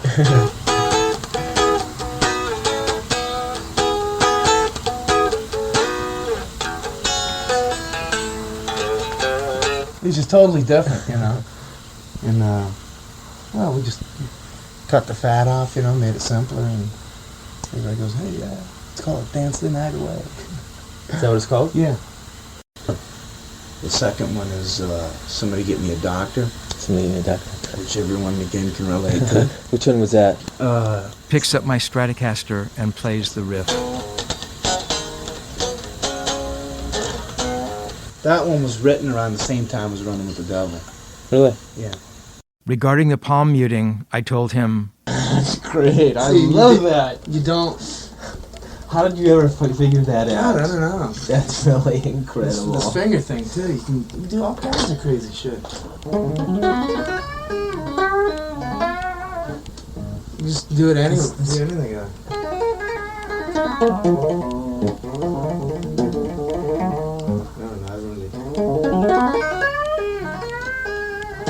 I was enthralled by the immeasurable and unstoppable scope of his creativity. He noodled around for a few seconds, pushed down on his whammy bar, and asked me, Is that thing staying tuned? He was referencing my Strat, which I had been holding while we talked. Ed whipped through another blur of hammer-ons, and I quizzed him about that, and he stated, You gotta hit it and pull. It's like, as if it was the simplest thing in the world, and anybody could do it. Same thing. It's like having a sixth finger on his hand, you know. It's like having a sixth finger, which was a description of the technique he used on more than one occasion. Whiskey was an old song, and we decided to do that, change that a bit with the acoustic intro. And there he played the Gibson for the first time acoustically, and it sang.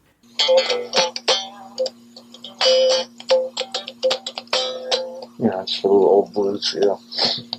Everything else is new. It's only actually 2 songs in here that were worked out before we went into the studio. The rest is just done now. He wanted me to understand exactly what he was doing by dissecting the riff and explaining precisely how he had conceived and developed the part. Actually, that song has a lot of little tricks in it. Yeah. Guitar tricks. It starts out with this.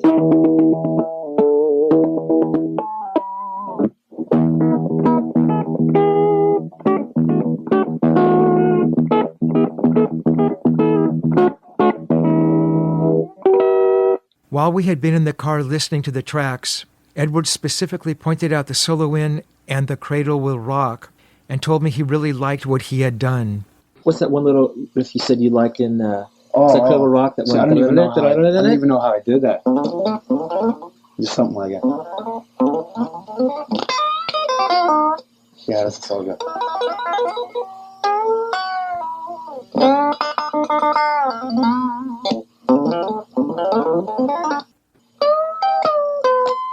Nice. The tape ended there. The B-side of the cassette, recorded that day, was labeled Edward Van Halen Jamming. What I heard was Edward on bass jamming with some guitarist. It was obviously Ed playing bass. He was unmistakable.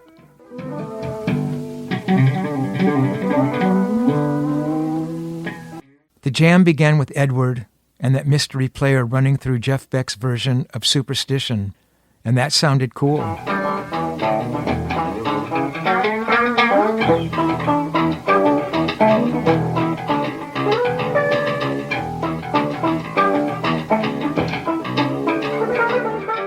The licks he contributed were genius, and nothing less.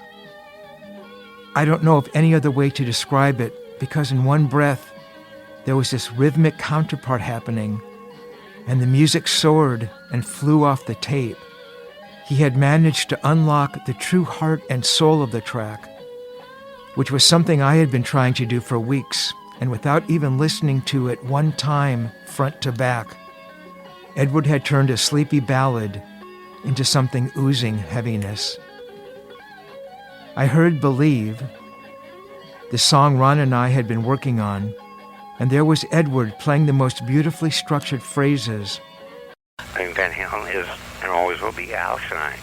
And I'm giving Wolfie and Alex's son Eric, who's 13, guitar lessons. Both of them sing. Both of them are incredibly fucking talented. And I guarantee you that by the time they're 17, the real Van Halen's going to make a record. Really? 2 fathers, 2 sons. Because between the 4 of us, we'll be able to play anything. I can play bass, guitar, cello, piano, drums, you name it. Wolfie, I tell you, man, is the only motherfucker who, if you're not looking, and you face the other way.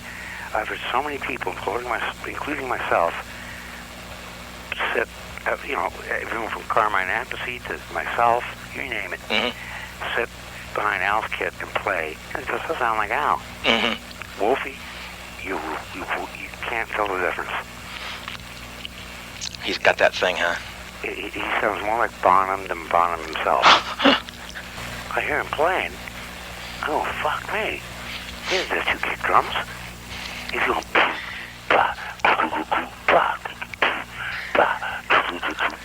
with 1 foot. Now, what Steve is doing here is he's talking about absolute classic songs that are not even full songs yet. He's talking about the song there you heard, which was Dance the Night Away. That's when Ed was just thinking about writing Dance the Night Away, formulating the song. Hey, I got a new idea. This is what it's about. It's not fully realized. It's called Dance the Night Away. I mean, it really is cool. Now, that song is an all-time classic that's played on radio every day, and it's a Stone Cold Van Halen classic. And here it is in its infancy that he's just casually mentioning it to Steve. Oh, I got this new song. So this is what you're talking about. It's like historical material, and it's also very rare and unique because it's very intimate. You know, it's not like a cold interview where it's rock star, journalist, question, answer. It's more of a free-flowing conversation. And obviously, Steve, as a journalist, took those conversations and made articles out of them. But like Steve said, you know, he's taking quotes and stuff and making a narrative and story around it. But this, he's giving you the raw material. So this is what all Van Halen fans want, is to have an insight to Ed. It really gives you not only his writing process, but it also gives you insight into Steve's relationship with Ed, Ed's comfortability with Steve, and also kind of the way Ed works. He's sort of like a little mad scientist. He's a little all over the place. There's no really set organization in the way he does things. He's very natural with his music. His music just flows out of him, and it's almost like he doesn't even have control over it. He's like a fountain, you know? He's just like a fountain of ideas and riffs, and he just kind of rolls with it. So this is what makes it unique. Now, Steve, has this ever been done before? I've never heard of an audiobook that has this kind of capacity. No, man, honestly, and I looked around, I looked at all audiobooks of music books, but, books about actors or athletes, high-profile people. I have never, ever seen one that is embedded with the actual audio from the subject being written about. And honestly, when I set out to do it, I wasn't thinking, this is going to be, groundbreaking. But after the fact, I realized I don't think it's ever been done before. And to me, yeah, man, all those things you said is exactly what it is.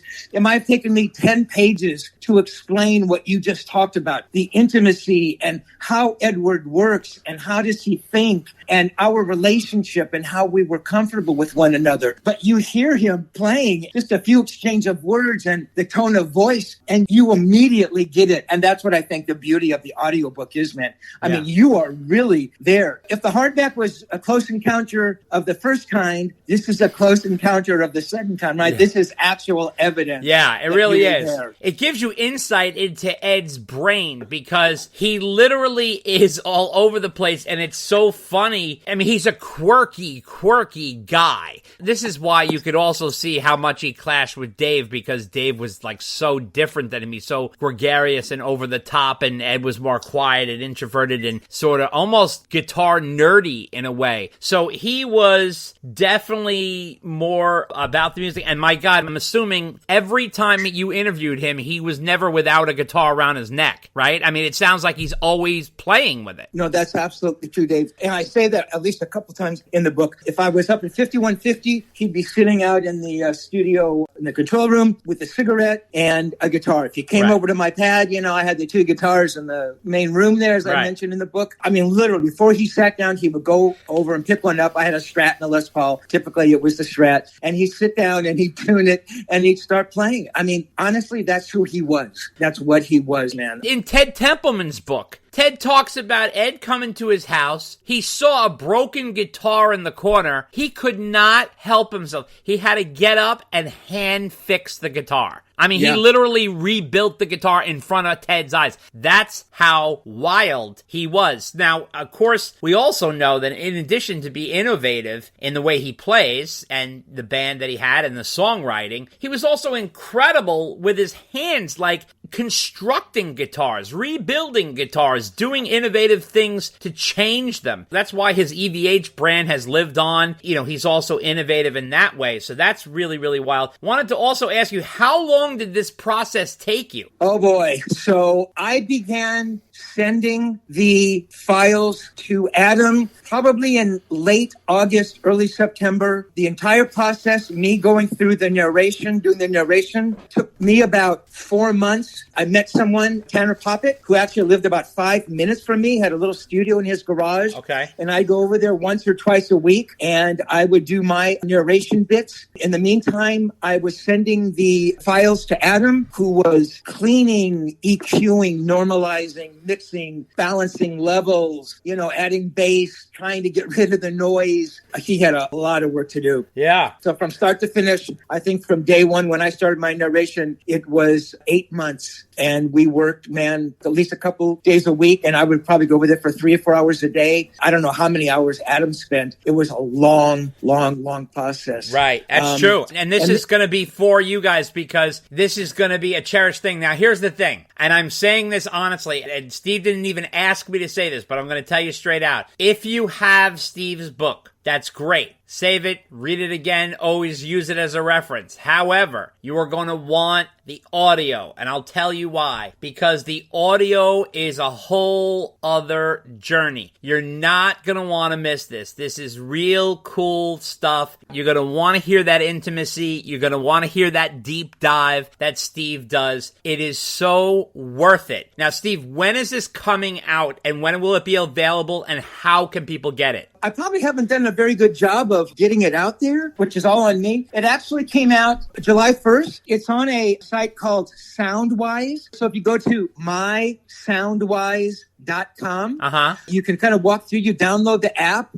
and all you people listening to this are much more internet savvy than me. Right. So you'll download the app, and then you can go back, and I think you just type in Tonechaser, and the book will be there. Yeah, so it is available now. I just want to mention here, Dave, if you already have the book, as a thank you to all you who do have the book, you can get the audiobook for a lower price. The audiobook by itself is $39.99. If you've already bought the hardback, it's $29.99. Okay. And if you want to buy the hardback and the audiobook, it's $79.99. Okay. And I really, really wanted to price things fairly. And I think, you know, for kind of 30 hours of content, I mean, I think it's amazing. And I really do appreciate you making those comments, Dave, because I have not listened to the audiobook top to back. It's hard for me to do it. Right. It's just strange. You know, it's like I can't listen to it in some ways. Yeah. But, you know, someone like you who understand it, man, and you're so into the Van Halen thing and you've read the book, you know, for you to say that it is a different journey, you really get the intimacy of it. That's what I was hoping for. Absolutely. You know, in fact, it's a nice compliment after reading the book. So now if you read the book and you got the information, you got sort of the vibe, listening to it is even better after because you've already digested the book, and then to hear it, it's kind of like reading a book and then seeing the movie, you know, the type of thing. It's got that kind of parallel, but here it's not an interpretation, which a lot of the times the movie is an interpretation of the book. This is the direct raw feed, and it's something you're going to want to hear. Also, I do want to give a nod to your friend Adam, who really cleaned up the audio. He has raised Ed's voice and Steve's voice to have a quality clarity to it, so you feel like you're in the room with them. It's really something you're going to want to see, especially with Ed being gone, and really, there's not a lot of Van Halen extra anything. This is something that really is a relic, and it's something you want to cherish. Definitely want to check that out for sure. sure. Also wanted to ask you, what was your reaction to hearing that Al is putting out a book?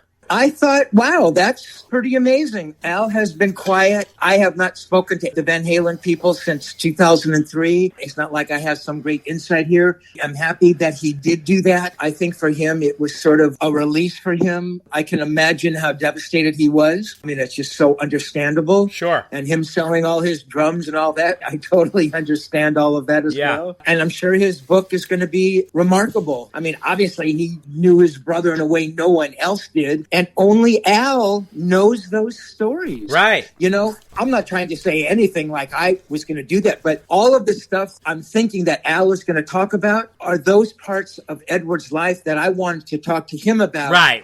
Back in 1985, you know, when I was working on his autobiography. Right. You know, Ed, you know, what was it like, you know, growing up in the Netherlands, and what was the family meal like, and why did you start smoking cigarettes when you were 13, and were you a good student? You know, what was the relationship like between you and Al? You know what I mean? All that stuff that Al, I'm guessing, is going to tell that tale. And that's going to be amazing to read. I think it'll be pretty unbelievable. And I also had found out, because I did an interview with Jacques from Backstage Auctions, that this was a project that he and Ed were working on and then put on the shelf because of Ed's sickness, and then he wanted to finish it. So it was interesting. They were actually going to do a joint biography, the two of them, and this was a project that Al wanted to see forward now that Ed's gone. So did that shock you? I had no idea. That's pretty unbelievable. Wow. That would have been something for sure. It's true. And I'm curious to see what's going to be in this book, because obviously they're going to talk about their journey from Holland over to here and growing up. You know, they had sort of a strange youth in a way, because they came here in their formative years and grew up in California, and they were working musicians as very young men, and, you know, they had a very strict mom and a really loose dad, and, you know, they had all that kind of background, which is going to be interesting. Very curious, though, to see how much Van Halen, and I mean Van Halen as in the band, is going to be in the book, or is it going to be more a personal account? You know what I mean? Like, I'm wondering if he's going to get into the band, the politics, the years of the success, the behind the scenes of all of that, or is he just going to stick to him and Ed? What do you think? It's a very interesting question. And again,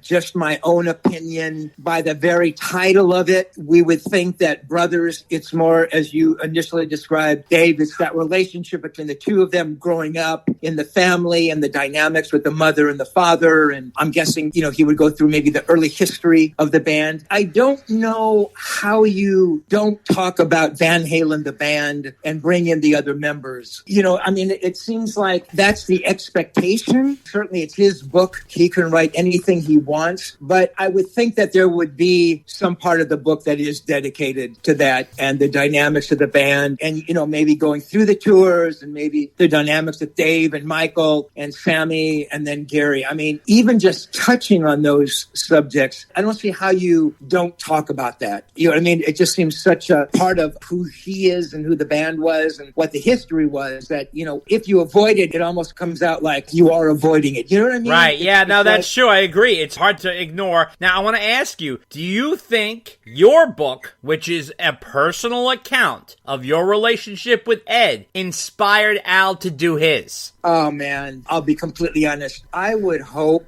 in my heart that Alex and Wolf have heard about my book. Have they ever read it? I don't know. Do they have copies? Certainly I would have recognized the address if I was mailing it to Alex Van Halen or Wolf Van Halen. Yeah. I'd recognize the name. So, you know, maybe someone in the estate ordered a book. I don't know. I would like to say I hope so. Yeah. I would love for Alex and Wolf to hear the audiobook. I mean, Wolf hearing his dad talk in 77 and 78 and 79. It's almost impossible to ignore. It, right? Impossible to ignore. You know, and I think he hears the stories and it's illuminating. Look, he can say, hey, man, I think your book's a piece of shit, but your audiobook, I'd like to hear it. Hey, fair enough, man. Right. Where do I send you one? Yeah. Look, in my heart of hearts, I would hope that be the case. They might say, fuck him. We don't know him. We don't want to know about him. His book has meant nothing to us, nor the audiobook. I'm going to write my book and, you know, that's it. So speaking of Wolf, now what did you make of Ed's comment comments about Wolf now that we're in 2024 and he has grown into his own artist in his own right, making albums and touring the world. I mean, isn't it amazing, though? I mean, to me, it's so incredible. Yeah, so that clip, I think Wolf was 11. Okay. Edward's talking about teaching him the drums, and Wolf's playing so amazingly. You know, Edward got to see a little bit of that, you know, obviously, thankfully. Right. But yeah, I think those are the really magic parts of the book. I was there. I was lucky enough to be there and have Edward talk about his 11-year-old son. And yeah, here we are all these years later, and you can hear that. To me, that's remarkable. And if you even go back earlier in the book, I asked Edward at one point, this is before Wolf was born, I said, you know, I don't remember if I asked him if he wanted to have kids or if, you know, he would want your kid to be a musician. And I think he said something like, whatever he wants to do, but I wouldn't push him into it, you know? Right. I mean, I think that's so amazing as well. You know, when you take into context and now you hear that quote, and I don't know if this is the same quote where Wolf playing drums, you know, but there's that little bit when he's saying, listen to this, and he's just taught Wolf to play drums in 3 minutes, which I totally believe. Right. So yeah, to me, those are the amazing parts where you hear Edward talking about something, and here it is 2024. Yeah. And now you can reference back and think, oh yeah, that was in 1984. And he's talking about the 1984 record and Jump and keyboards. And now we know, you know, to me, that's what makes the audiobook so amazing. Now, I wanted to ask you a little bit about the aftermath of Tonechaser. What has it been like for you now that it's been all over the world? It's in its third printing. You're doing the audiobook. It's been a while that it's been out there. You've gotten feedback from people. There's been thousands of copies sent out. What has been the journey after writing the book? It took me 17 years to find a place in my own head and heart where I could sit down to write the book. And even as I was writing it and, you know, going through the memories and thinking, this book has to be as great as Edward Van Halen was. I have to bring up my game. It has to be a great, great, great book. It has to touch people and move people the way that his music did. I mean, that's just the way I thought. And judging from the reactions from fans and hardcore fans such as yourself, and their fans who've written to me said they've read the book 3 times, the responses have been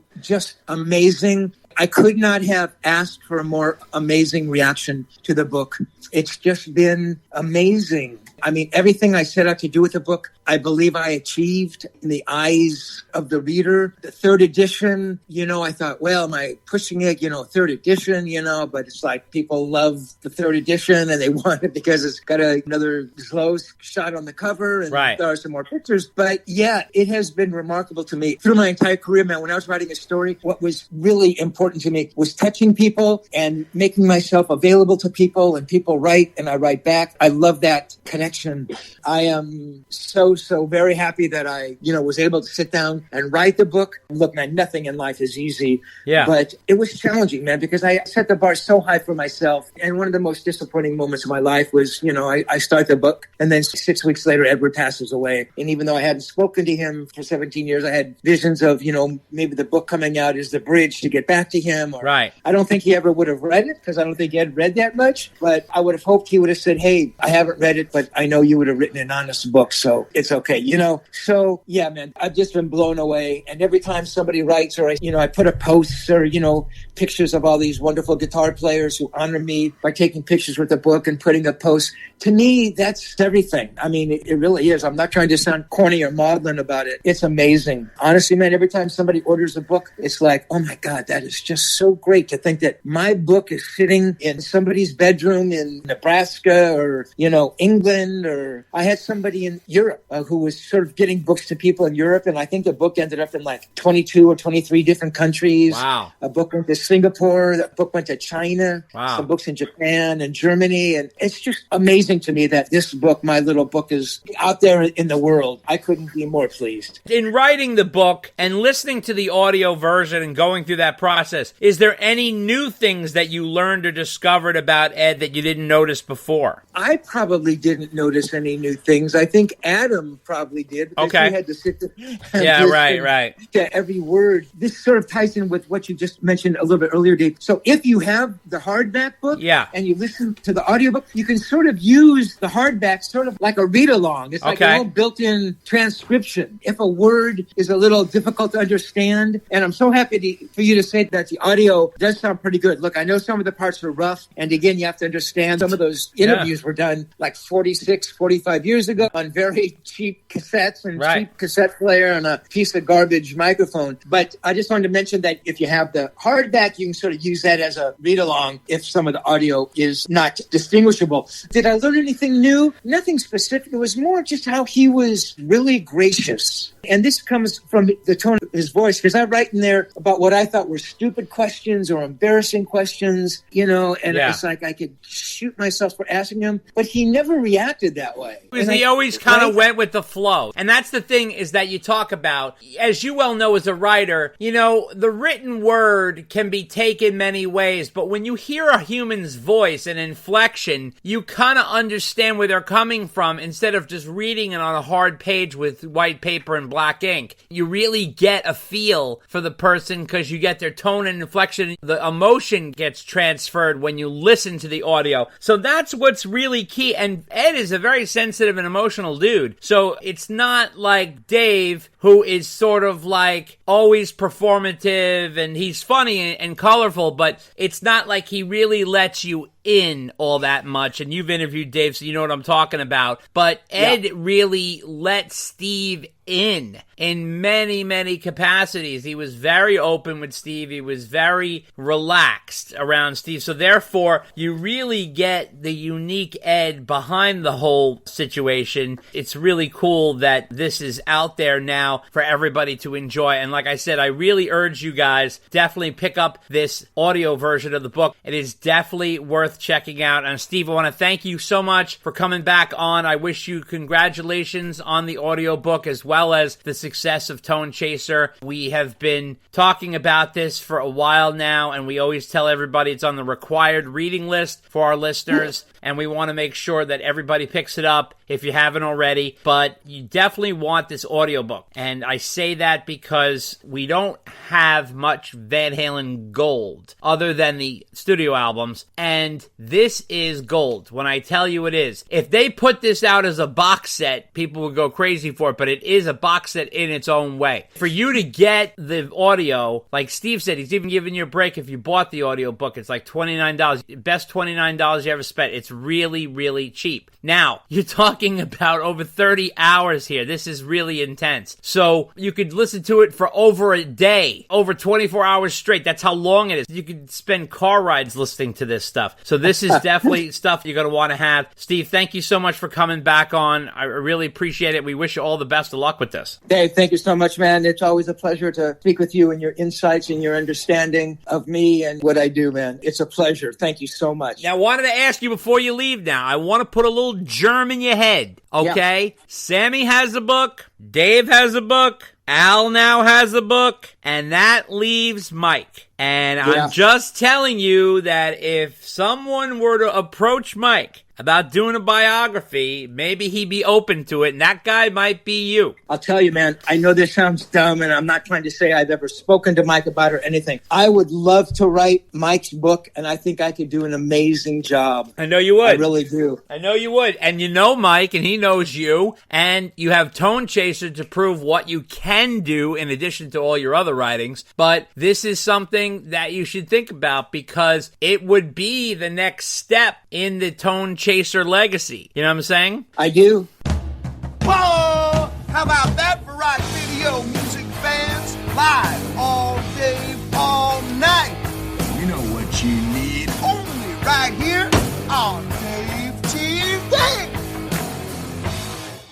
Check us out on Facebook at Dave and Dave Unchained, a Van Halen podcast, on Twitter at DD Unchained, on Instagram at DD Unchained Podcast, and you can email us at ddunchainedpodcast@gmail.com.